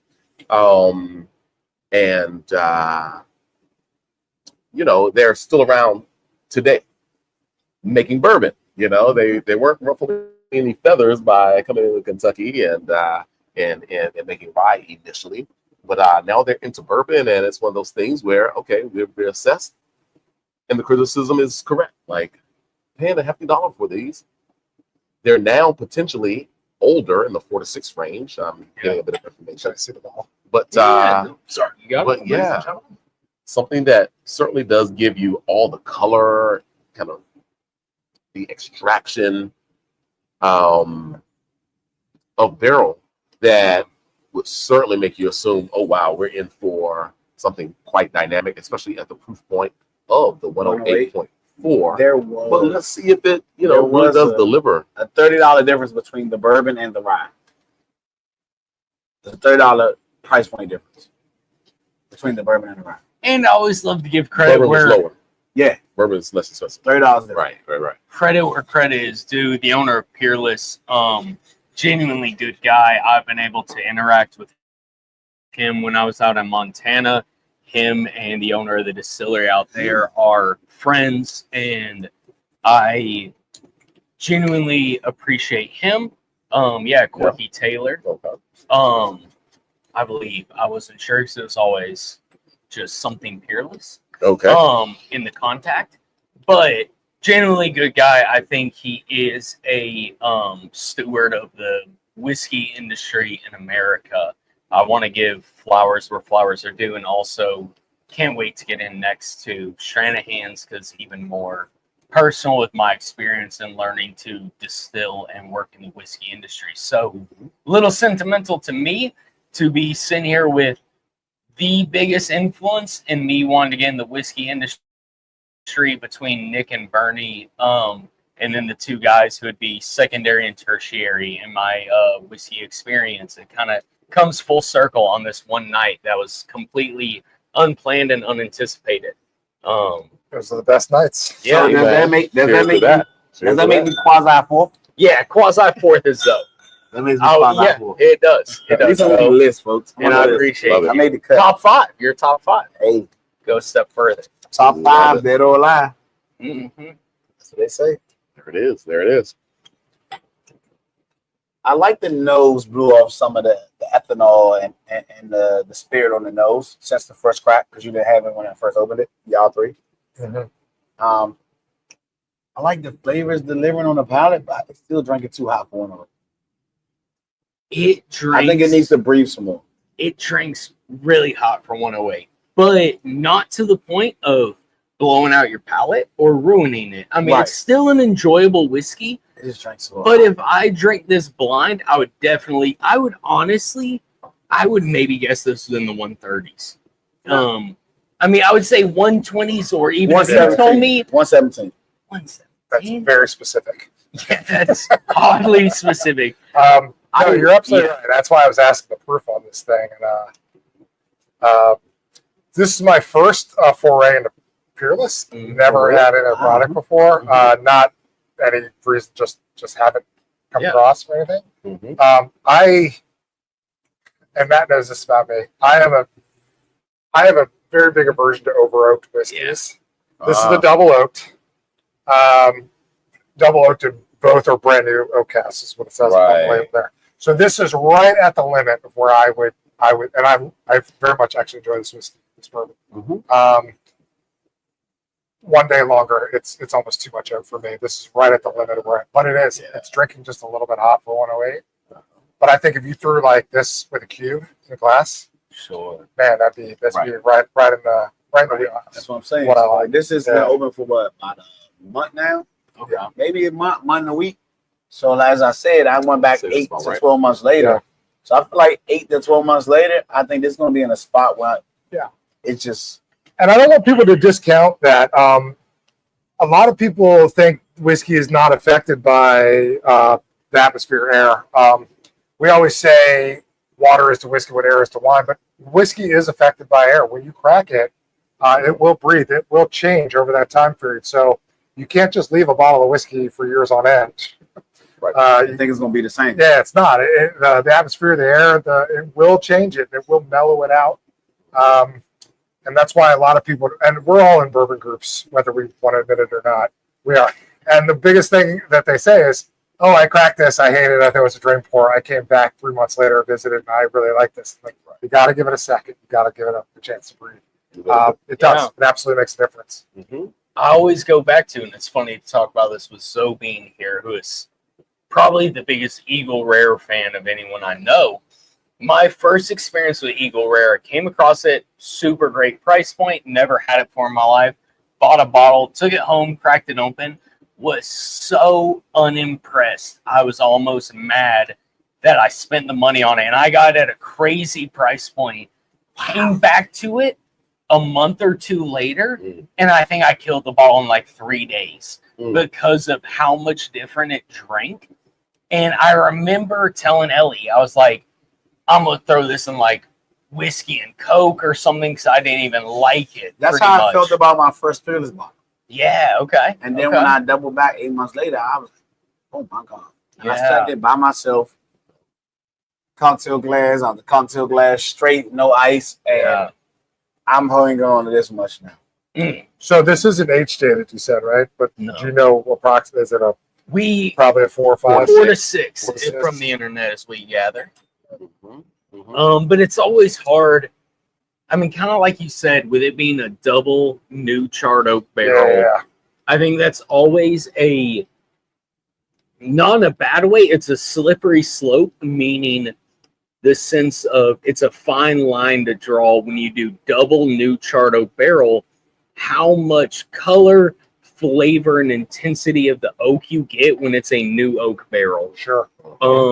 Where going back to you talking about you were able to take that 5 years and use Old Forester barrel, go to a new oak barrel, and you have such a sensitive palate to oak that it drinks so well at 10 plus years, but it's the combination of used barrel and new barrel. Right, and a lighter char on that new barrel. I'm very sensitive to over oaking. In fact, I can't drink Eagle Rare. To me, it tastes like. I wasn't going to say it, but that's why Eagle Rare is on my table at that event, where we had the Lost Whiskey Club 7 creative, and it's funny table and a B-Tech table. Didn't go over. I love. I watch one table outsold the other. One table outsold the other is all I'm saying. You know what's so crazy though? The Eagle Rare 12-year and 10-year are day and night. Really? Day and night. See, I was going to ask you that. The 12-year is we're going to drink a 12-year lighter. To me, it's a little more structure instead of like that oaky young nuance thing. The 2 years makes it more structured, cleaner, lighter. Interesting.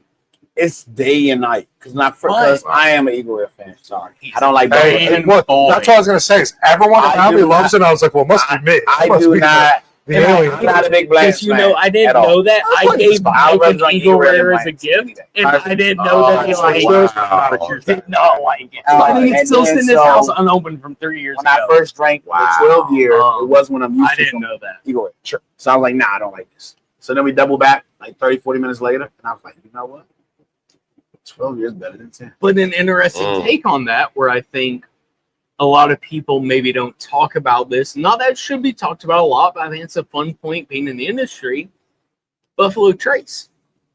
You don't know their mash bills, and they don't publicly advertise their mash bills, and they don't publicly advertise their char or toast on any products they offer.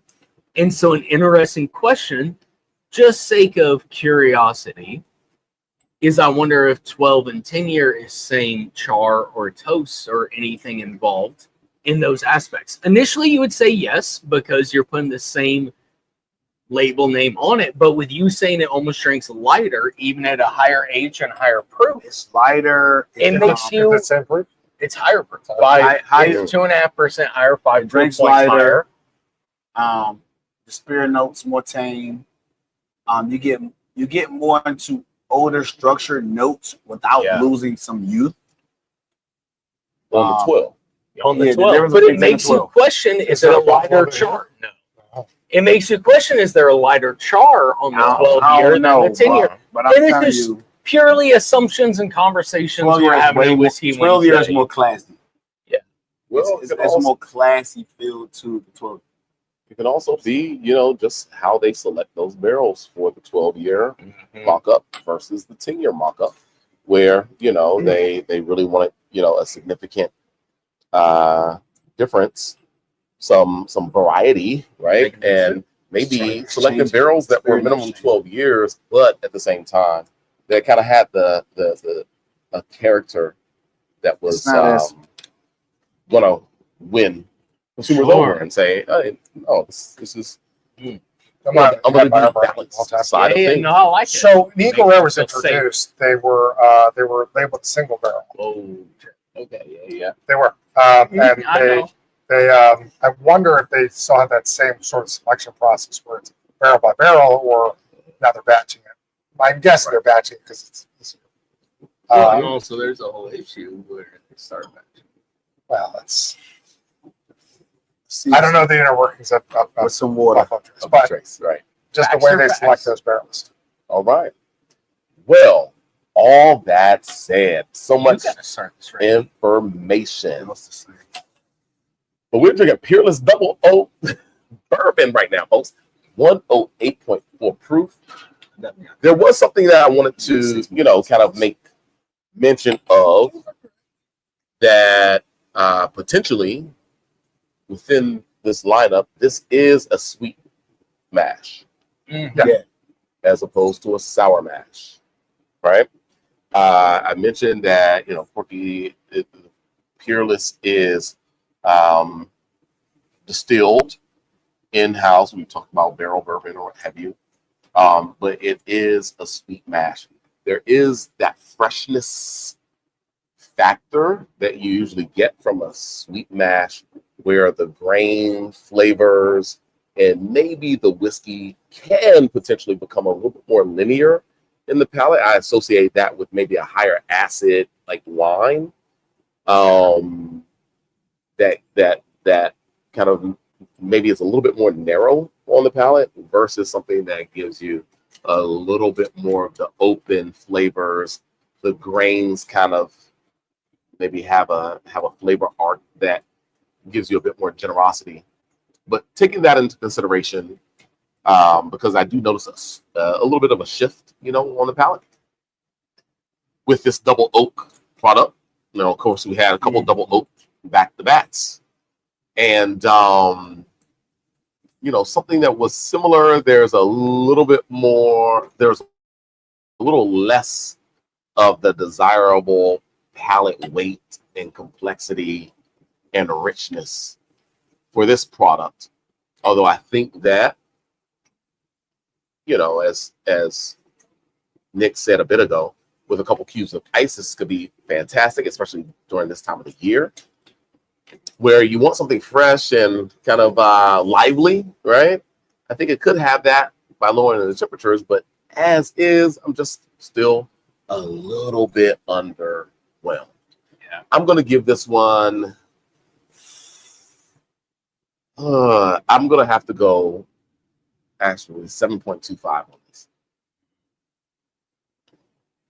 So I want to agree. 725. I am a biased person when it comes to double oak and high extraction. I expect like depth of flavors and just enjoyment and a little more mellow, being mellowed a little bit for me. I think like I said, for Peerless, it has to breathe for me. I'm going to go 725, and I'm looking forward to tasting this probably like February. Sure. I'm looking forward to it because the way to toast it, Series 4 toasted, everything's different every batch. But the way to toast it opened up after like 8 months of just not even, just sitting up there, and I come back to it, and it was drinking so beautiful. So I'm looking forward to putting this in my notes. Like, hey, I need a double back February. Black History Month, double oak. We're coming back extraction. Let's go. Okay. Indeed. I go? Yeah. I'll probably surprise everyone with this. This is not a whiskey that I would probably offer or produce at Lost Whiskey, but I'm actually going to give this like a 7.75. I'm actually pretty impressed with the way they were able to skirt that line. It is right at the edge of the oakiness and being someone that's a little more adverse to over-oaked whiskeys. This thing just floats right there at the edge. It's very unique. It's got a lot of flavor, depth of flavor to it to me.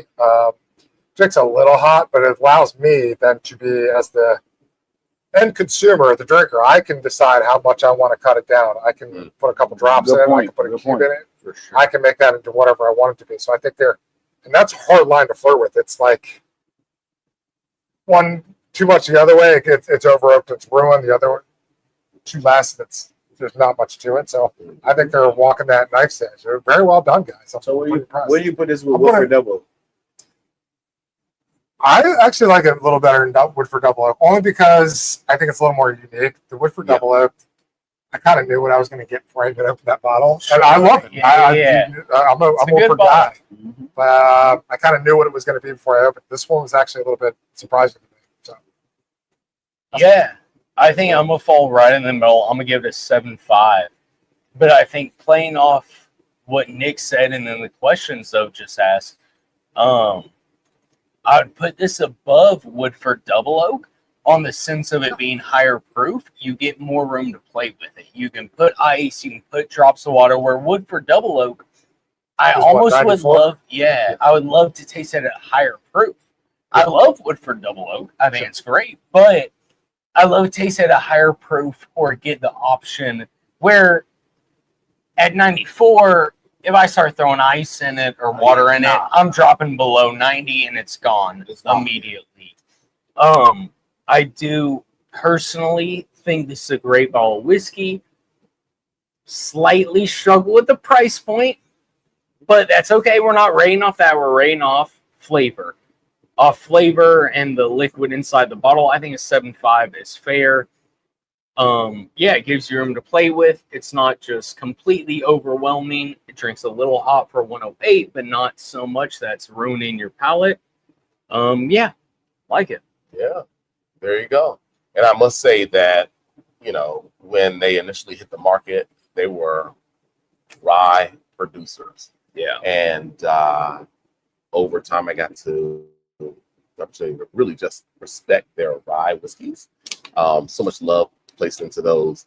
And the bourbon, I think what Zoe mentioned as far as this whiskey opening up a bit, sure, I agree. But, as they continue down the road and continue to release potentially older bourbon, I think that could be very interesting when this bourbon gets into the 8 to 10 year range. Wow. Yeah, where a little bit more of the structure of the barrel comes into play. That 8 to 10 range, that 10 to 12 range. But that price point, that could be crazy. Yeah, that could be very interesting.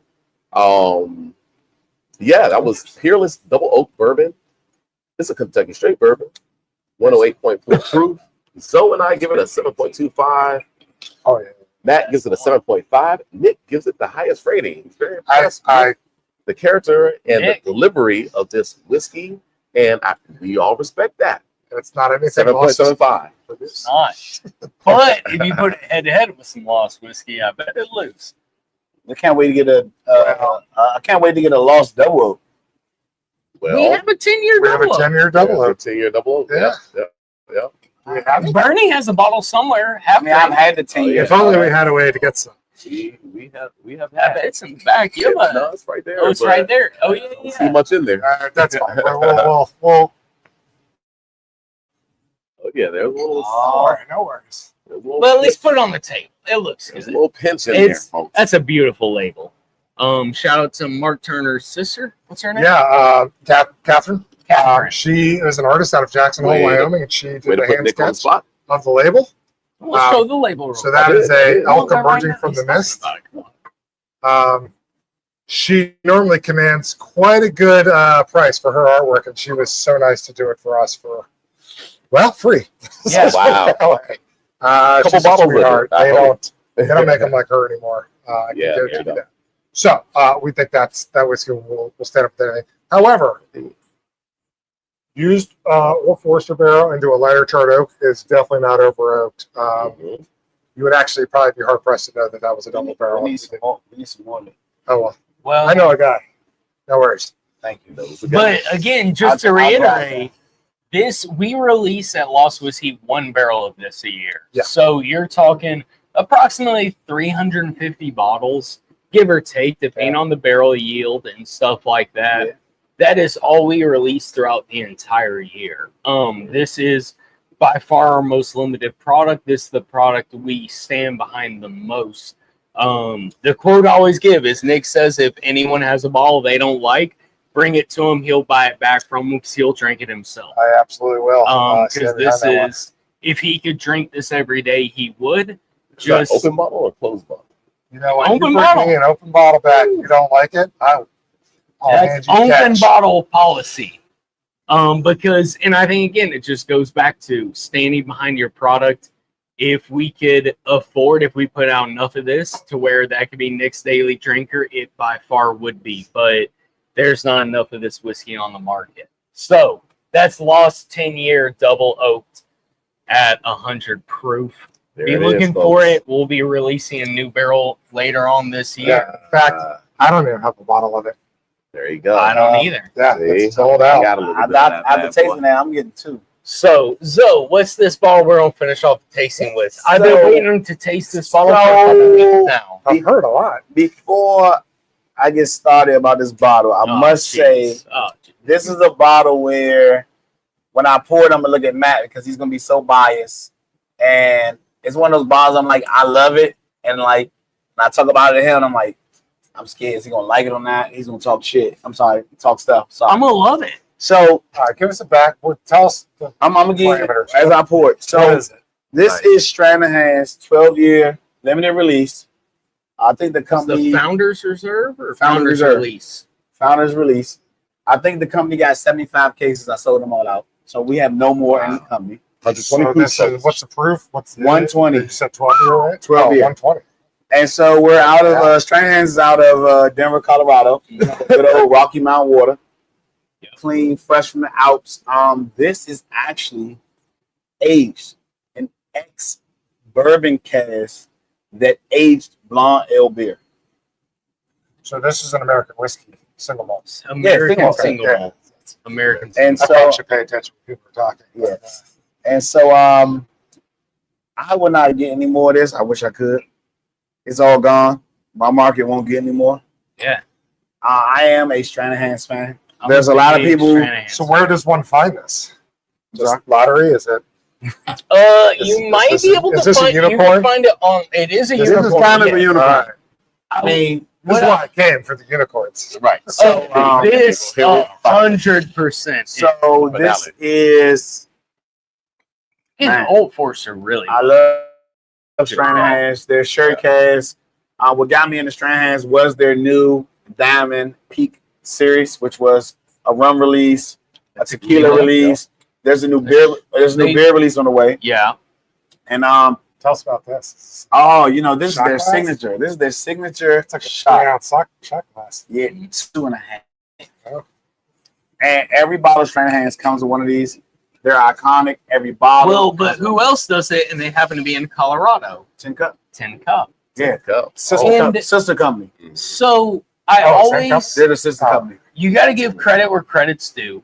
Shout out Justin at Stranahan's, one of the distillers at I Stranahan. guess he knows them. I don't know. I do. I've spoke to Justin. So working in Montana at distillery, Justin came down, made the short trek from Colorado to Montana to teach the distillery I was working at how to make single malt.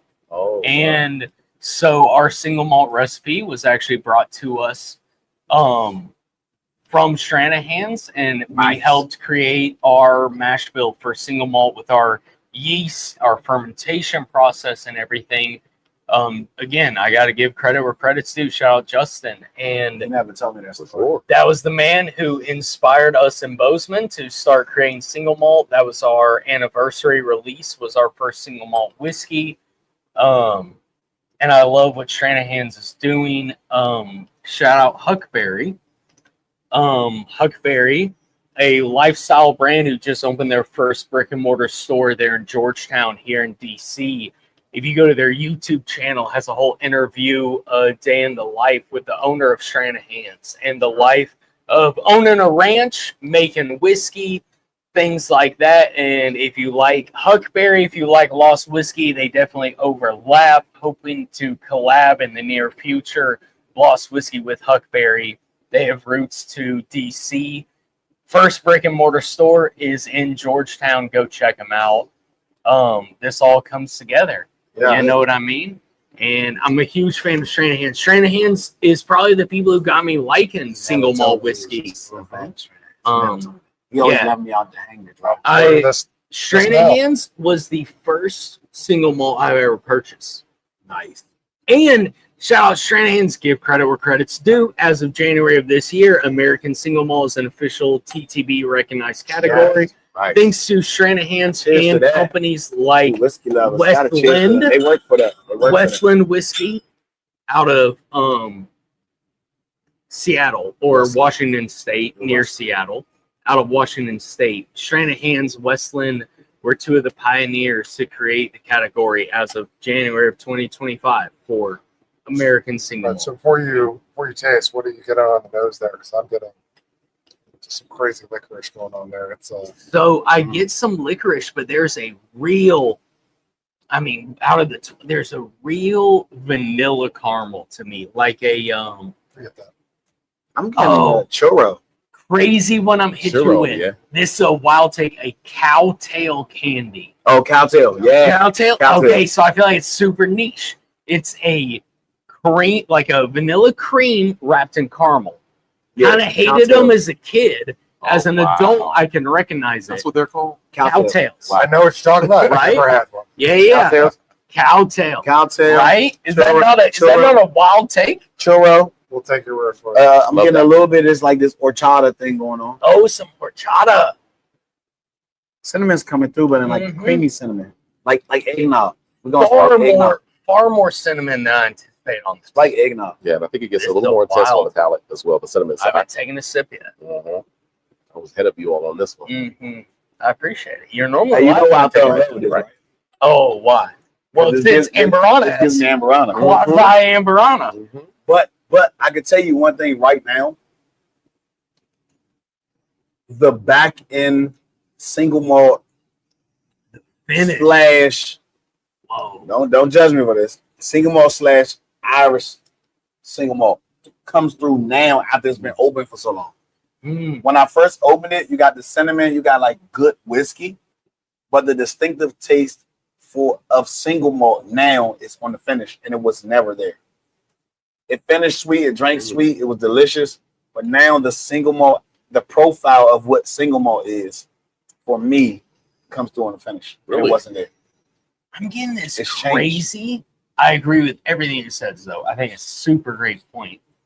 A curveball I'm getting on the finish is a green bell pepper. On the finish of this, I'm getting this like crisp, like sweet spiciness from a green bell pepper. Some chili going on there.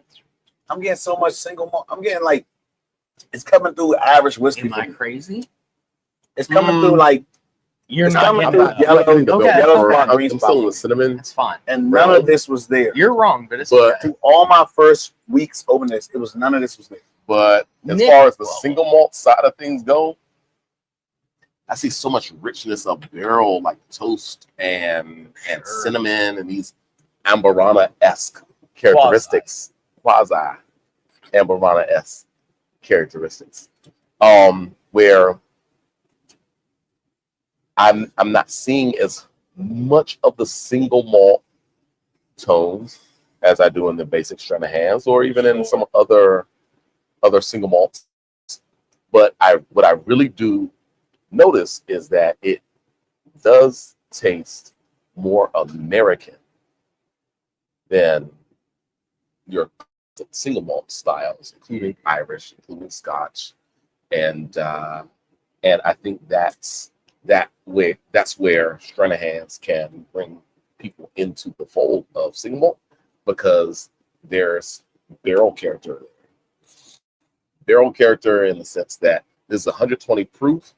The structure is there. It doesn't drink like 120, but the flavor, especially from my opinion, of what the barrel offers this whiskey, stands out and carries that proof point so very well, especially after maybe, second sip, right?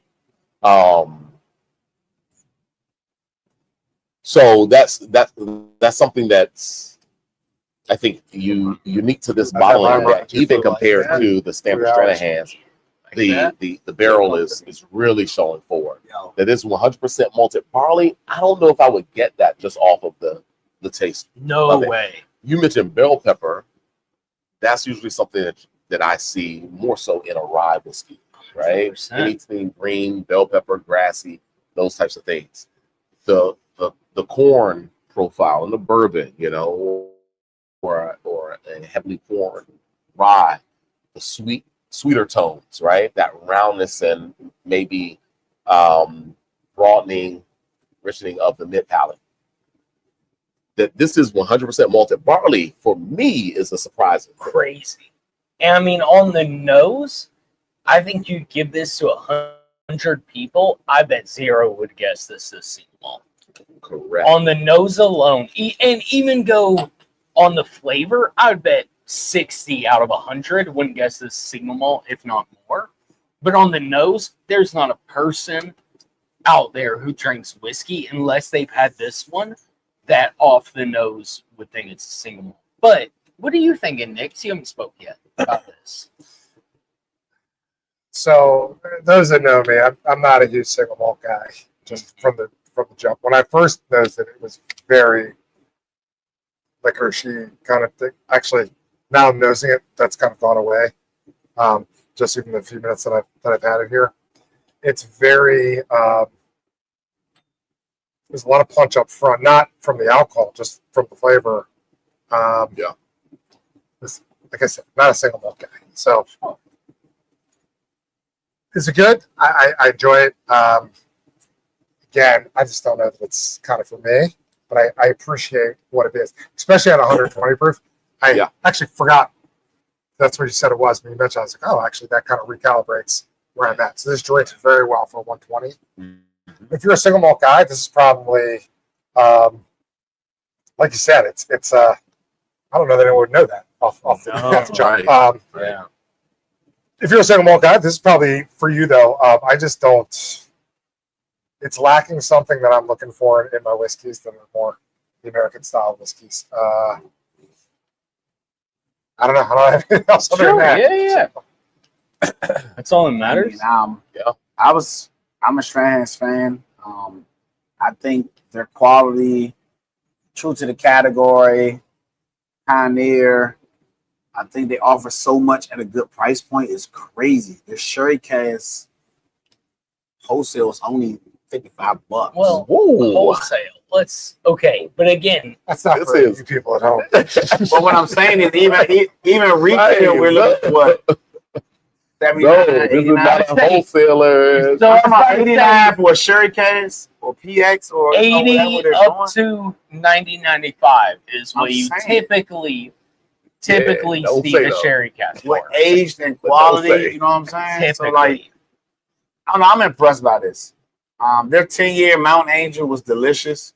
Yeah. I feel like I liked it. It was missing something because it didn't have a secondary barrel finish as the other ones I like, and even the Diamond Peak series. And then to come out with the 12-year with the barrel finish, I feel like I got little things I was missing on the 10-year that I got in the 12-year for their anniversary, 20-year anniversary. By the way, shout out to them. This is their 20-year anniversary bottle.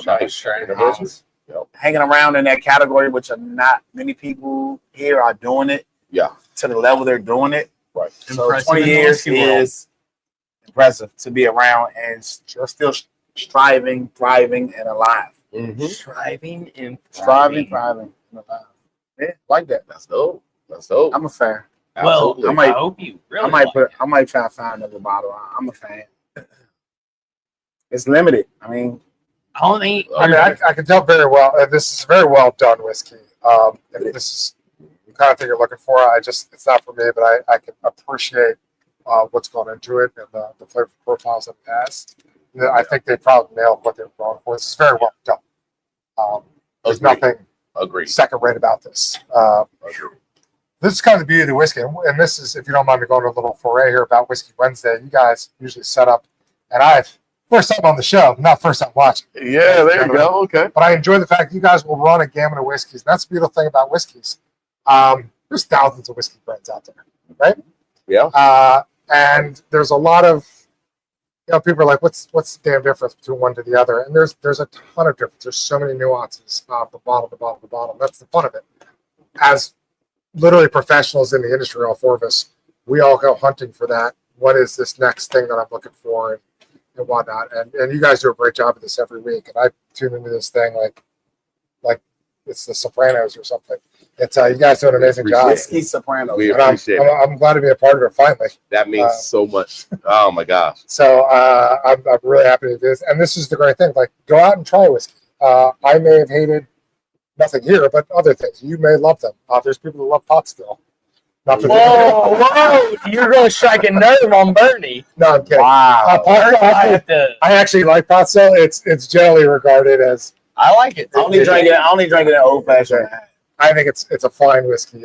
In the whiskey circles, it gets. But you're one of the biggest fans of McKenna, and I think McKenna in the whiskey world. 10 year. Although not all their dates add up to 10 years, but it's fine. It's a story for another day. I still love it. Years ago. There's a couple in stock at Chats. Actually, it's my wife's. McKenna 10-year was her favorite old-fashioned. The wife of Lost Whiskey, McKenna was her favorite. But also out here throwing McKenna and old fashions. Right. Absolutely. Me, great character. That's Lost Whiskey wife right there. Sorry. Indeed. No, you got to start off ratings on this bottle. Yeah. You brought the bottle. You opened this bottle. Whoa. There's not no more than that. Rating, sir. Go ahead. You got to talk about your rating. So, oh no. I am understanding that I'm okay with living on my own island with these bottles. I just say that it's Max right here. In the world of American single malts, I'm gonna go 8.25. In the world of whiskey, enjoying this, I'm gonna go 8. I understand that. I totally understand. I think it's masterfully done. I think the proof point shows itself. I don't think it drinks hot for 120. Nope. There's levels to flavor in this. I think it still gives you American single malt, while Matt said it can still also drink as a bourbon for bourbon lovers. I think you kind of hit two people. I know. Bridge that gap. I'm bridging the gap. Yeah, I think you're right. I think this gives an 8 for me, and an 8.25 in the American single malt category. I like it. That was well said. Impressed. I also don't want to follow that. So. He's an You want me to follow? No. You tell your truth. No. Nick will finish. He's the guest speaker, so he'll finish the night off. No, Zoe, I think we're right on the money. I'm at an 8 on this. I hold, to me, the standard for American single malt is Stranahan's and Westward, not Westland, Westward, out of Oregon. They hold the standard for American single malt. I will say at the price point and availability, this one slightly fell short for me. Scary. Now, Still an 8, a great score. I put this in a top 3 of American single malts I've had. But similar to Nick, I think I'm a little more into single malts than Nick is, but they're not my thing. I don't personally own a single one at home right now. I think this is a great American single malt. It does well bridging that gap from bourbon drinkers to single malt drinkers. And in general, I think American single malt is a great bridge for people who want to get into Scotch, who enjoy bourbon. Go bourbon to American single malt to Scotch. I love it at an 8. At the price point, at the age, I would love for it to have been a little more balanced. But I'm getting a little nitpicky. But I think at an 8, it's a great whiskey. I enjoyed it. I wish it was a little cheaper too.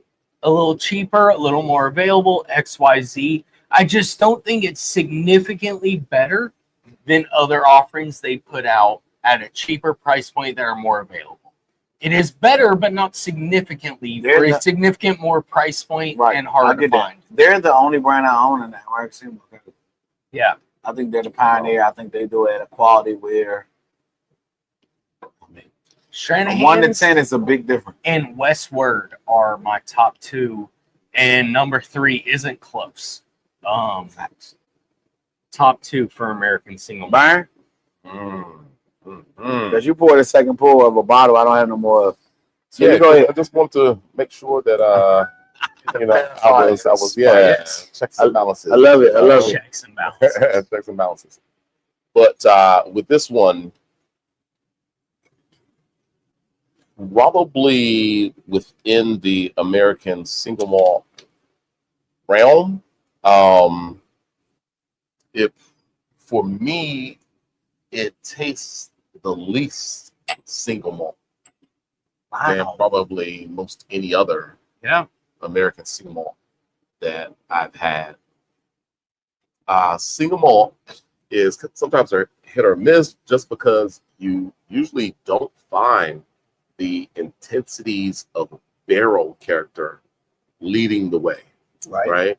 One of the reasons why we separate and we honor American bourbons and ryes is because of the new oak, and we have an expectation that the new oak is going to show up and at least play a dominant role in the extractions of vanillins and caramels, some toasts and all, where the grains can sometimes be in equal proportion or maybe kind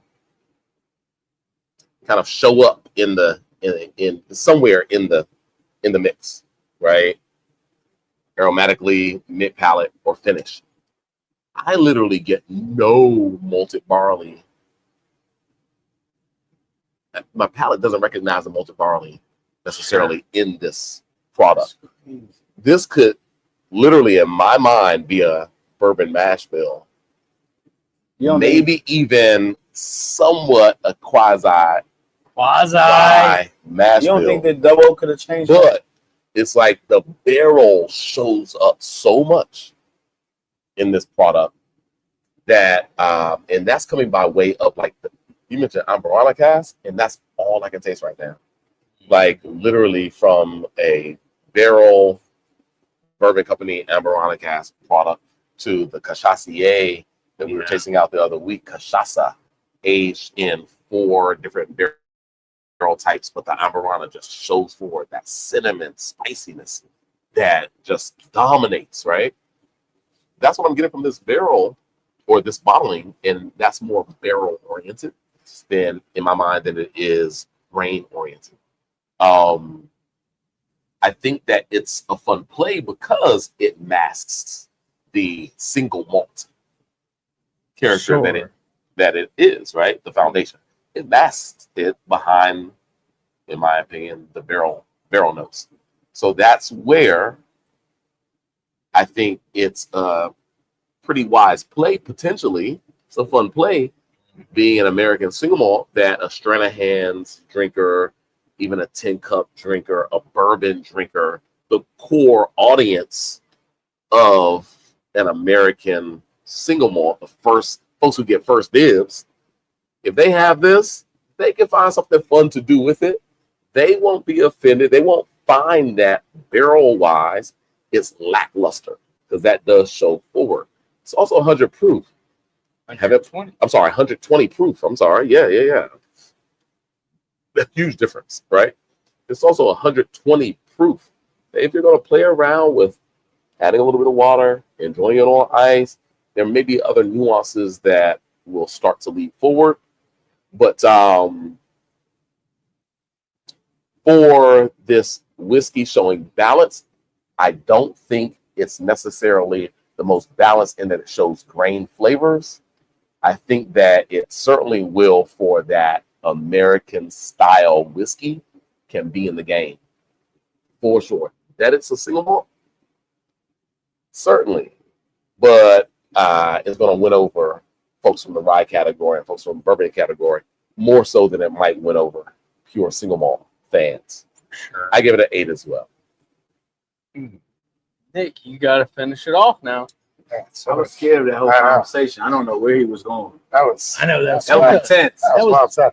I'm a little bit out of my depth here. I'm not a single malt guy, so I can only speak to what I know. Bernie, I'm probably with you in that I don't necessarily know that I would know that's a separate category. It's very spice forward to me, and I think you're probably right. It's probably mainly from the barrel attributes coming forward on that thing. So it was very well done. Again, not a single malt guy. But what this does do for me is it's got me interested in maybe going to pursue some other single malt whiskeys. Sorry, use your words, Nickies. And kind of figuring out kind of what that category is all about. This is probably my second single malt that I've knowingly tasted. The other one being Virginia Distilling Company. Yeah. Shout out to our brothers. out to Virginia. them. Yeah, shout out to Bill. Absolutely. Yeah, so this is very well done. I can tell that this is well executed. Maybe not entirely for me. I'm not really sure if it's supposed to be a bridge between the two types. They've nailed that. So maybe that's what they're going for. And I would serve that at my house. I'm going to give it a 7.75, and so that's a pretty solid whiskey. Probably not something I'd personally do, but I'd be proud to serve it. Sure. Yeah. That's a great point. There it is. Stranahan's 12 years. Founders release single malt American whiskey, 120 proof. Zoe gives it an 8 to 8.25. Matt and I give it an 8. The man himself who has joined us for this special Whiskey Wednesday, Nick Cioffi of Lost Whiskey Club, the owner. Of course, Matt is also of Lost Whiskey Club, aka Chatstickers, aka, Bozeman Distilling Company. No, All these- Lost Whiskey. All right, Lost Whiskey only. There you Short go. and So sweet. he has history, some layers I have history. within this For sure. industry. Nick gives it a 7.75. That's why I was going all the way around the bases to say. Sorry. Fun You like times. running, Oh my sorry. God. I do. Absolutely. Sorry. It's nice to revisit the place you've already been once. It's just So nice. You had do to it a come little back bit better. twice. That's right. Absolutely. Fun stuff, folks. What a Whiskey Wednesday. Absolutely. Nick, dude, My God. what you Get to hang bring out with Nick. to this space Now I get to go up to Lost Whiskey, give you a nuisance. is just epic. Thank you so much for This guy since 7 a.m. you and Mark creating Lost Whiskey Club. You all are also architects.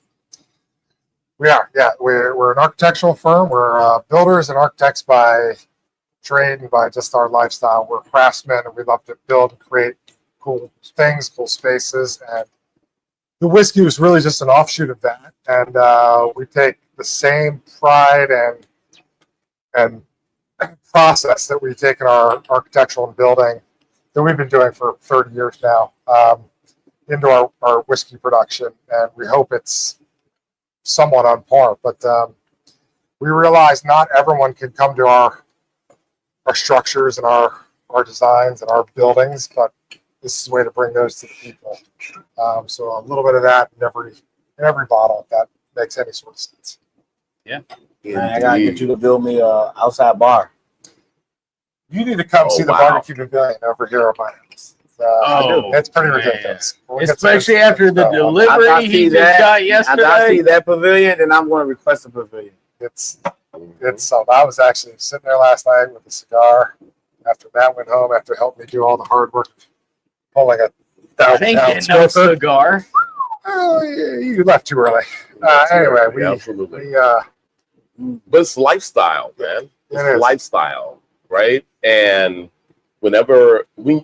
if you ever find yourself close enough to Lost Whiskey Club, you know it's the people behind it that like just make you fall in love, right? Nick and his wife Liz. This was years ago for me, and I bought in just absolutely every time that I see them. It's a treat. It's a feel good feeling that just they bring into the space. Having an opportunity to just kind of see them grow, build. I certainly do recommend that you all, especially those of you who are in the DMV area, check them out, look for their products, go out to Fairfax where their facility is, and if you catch them on the right day, on the right Thursday, you might have a little roll up on something really neat, especially if he has a smoker out, he's cooking some meats or what have you. So give all the follows on Instagram and if you don't mind me plugging at Lost Whiskey Distillery on Facebook and Instagram, we actually are about to release a little challenge where most of our products are shipping out in a little burlap bag. We're calling it the Burlap Sack Challenge, and the whole idea behind it is our ethos, putting away your phones. I actually want you to lock the phone in the bag for however, maybe it's an hour, maybe it's 24 hours, whatever you can do. And just kind of disconnect from the digital and re-engage with the analog. And then what we'd like you to do is after you've done that, maybe tell a little blurb about it and then nominate somebody else. Very much like Ice Bucket Challenge. I like that. Yeah. I like that. And if you do that, we're gonna nominate you. We're gonna enter you into a contest to win a smoker that Matt and I built. When I say Matt and I mean Matt built. This thing's a 60-gallon offset smoker that I've designed. I've been thinking about the design on this thing for years. I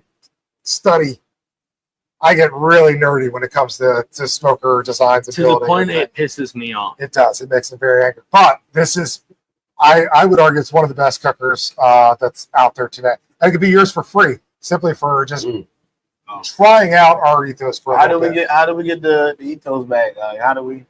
Well, and if you don't have a bag, you can just put it into whatever bag you have, or just turn the phone off. The point is, shut the phone off, engage with the analog, talk to your kids, your family. We'll be posting a video tomorrow. Yeah, we're going to be posting a video about it. This is the Well, earliest preview of it, but we will be posting the full details tomorrow. Go to Lost Whiskey Distillery on Instagram or Facebook. Sure. And if you're someone local, I'd love to deliver the smoker to you and actually do the first cook with you, and maybe sip some Lost Whiskey, and we're going to show you how to cook a brisket, and then you can show us the right way to cook a brisket. Okay. And just going into it, I feel like I'm the only one that can win. Getting the chance to build this, I think it just goes down to, with the architecture background, with my background being a welder, everything we do is about quality. It's about offering the best product that we can to people. And this isn't some run-of-the-mill smoker that people can go get at Home Depot. This really is a one-of-a-kind piece that, with the right upkeeping, will outlive you. And we hope it goes to someone who has many stories to tell. We hope it goes to someone who becomes the new man of the block or woman of the block that everyone wants to flock to, that is hosting events, that is, having people over to their home to enjoy and share this product with. And we hope it's a product that someone's able to enjoy for many years to come. And so, definitely follow us on Instagram, Facebook, YouTube, even. I'm sure the video will get posted up too. Absolutely will. And we are going to be, but I think it ties in nicely also. Lost Whiskey is giving away a smoker, but here at Chat's Liquors, you're giving away a bottle of Lost Whiskey to someone as well. You are giving away a bottle. Yeah, Right? so I personally, without any approval, but coming out of my paycheck personally, I am donating anything that comes out of your paycheck from Lost Whiskey a bottle of Lost Whiskey Club single barrel high-rye proof bourbon. Here at Chat's Liquors is going to be the August giveaway. So next Whiskey Wednesday, literally, yeah, we're winding down August. So next Whiskey Wednesday, we will be giving away this bottle. So if you haven't already, come by Chat's Liquors, make a purchase. Doesn't matter the dollar amount. Doesn't have to be whiskey. It can be your wine, beer, whatever it is. Ask for your receipt. Write your name and phone number on there. Leave it with Bernie or Anna or someone else who you recognize here, whether it's Zoe, Nick, me. Leave your receipt with your name and number on it, and you're automatically entered in. And next Whiskey Wednesday, September 3rd, I think is next Whiskey Wednesday, we're going to be announcing the winner of the giveaway. So please come by, spend your money, make it worth my while, and that it's coming out of my paycheck, and I'm not losing my job over it. I'm gonna buy. So I'm gonna buy a 6-pack of White Claw and win your bottle. Come buy a 6-pack of White Claw, buy a bottle of wine, buy a bottle of whiskey, gin, vodka. Doesn't matter. We don't discriminate against your purchase. Again, only thing I say, don't come in here. I will personally come by and yell at you if you want to buy 4 bottles and you want to make it 4 different purchases. Don't put that weight on Anna. Don't make Bernie do that. Doesn't matter how many bottles you're buying. If you're buying 4 bottles, you'll get 4 separate purchases and 4 separate entries. You want to come by on different days? That's another story. Right. You're come by at one time, 1 purchase, 1 entry. Thanks for that disclaimer. I will personally come down. The pain in the ass factor. I will come down and personally yell at you, and maybe I'll bring Nick by to yell at you because he's more intimidating than me. Well, they'll say, okay, well, I want to take advantage of your current summertime wine sale. Buy 3, get 1 free. But can you ring each of those wines up separately? No, we cannot. So that I can get 4 different receipts that I can put my name in and so forth to enter into the drawing for. That's buying 1 bottle at a time. Well, you won't get the buy 3, get 1 free. Bernie would be more than happy to do that for you, but you won't get any bottle free. No, he'd be more than happy to do it, but you're going to pay full price for every single bottle that you brought to the table. This guy. Exactly. So choose your cards wisely. Just come on down. We'll take it. 503 8th Street Southeast, Washington, D.C. For sure. And give them your location out there in Fairfax. We are at 2811 Suite D, Merrilee Drive. So that's the Mosaic District, right across the street there. We have a tasting room open.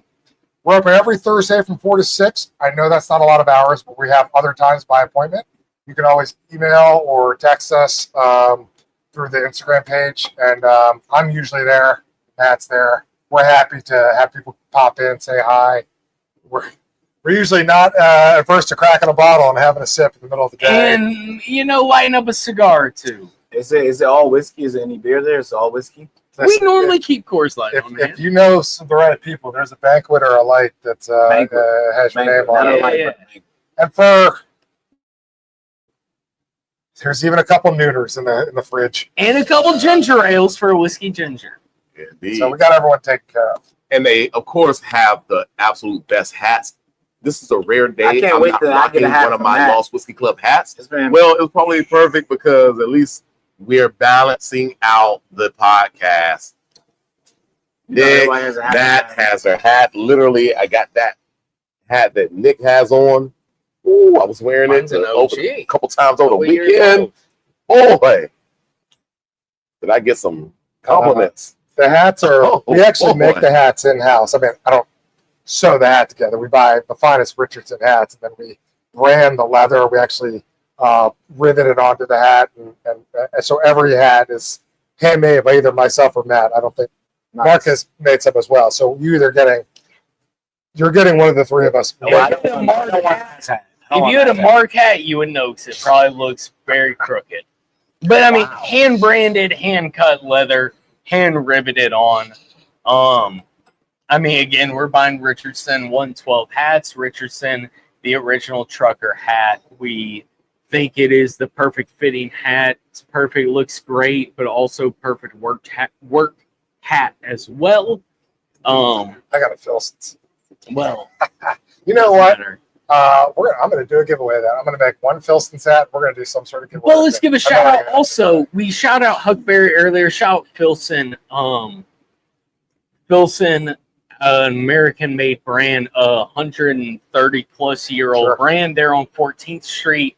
Go by, see our man Nick, see our man Lynn, or manager Christina. They have Lost Whiskey at their bar there at Filson. Go get some insanely high-quality American-made products. Come with a lifetime warranty, a lifetime guarantee. Grab some And beverage and shop. They have Lost Whiskey. They have a full bar there as well to pour you while you're shopping.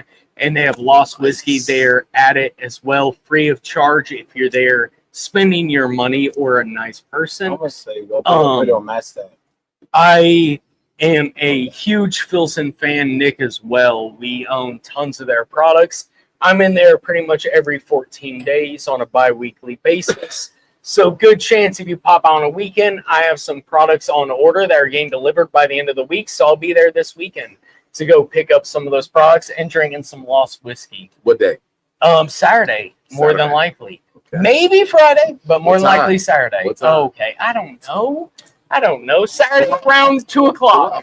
I'll be fishing. So if you're on the Potomac, come find me. I'll be starting a wine tasting an hour later. Yeah, exactly. I just put a new Uh, Fever Rod, glow in the dark joint, $160. Glow in the dark. Crazy joint. Damn. Okay. We'll be What going about out Tommy? about 6 a.m. We go out of the wharf. We'll go down. We'll go upriver. We'll go fish around Three Sisters. Thanks for the Come invite. around. Yeah, what they invited. Come on.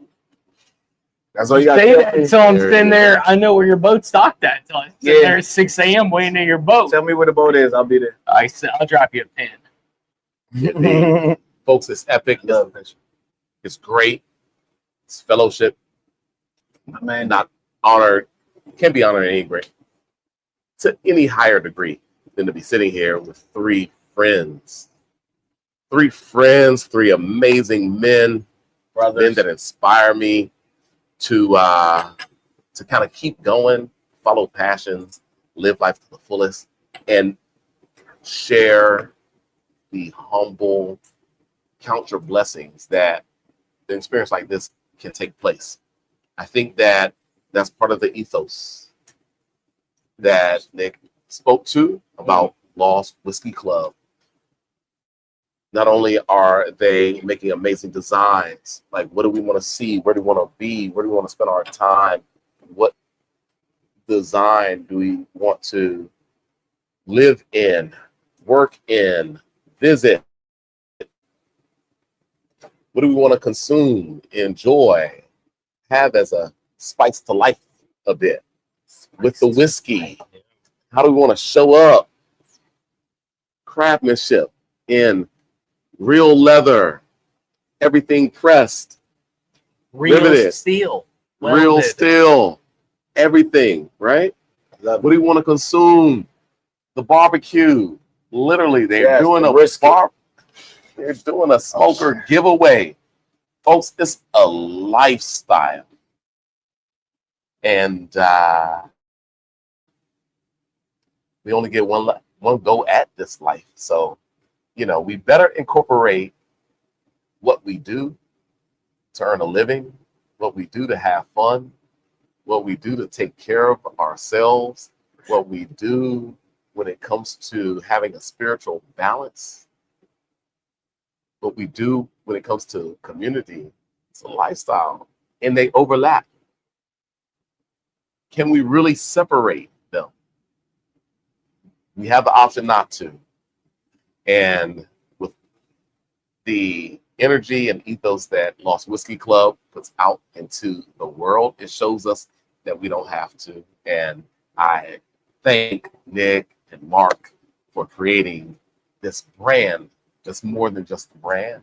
It's a lifestyle. It's a club. Join the club.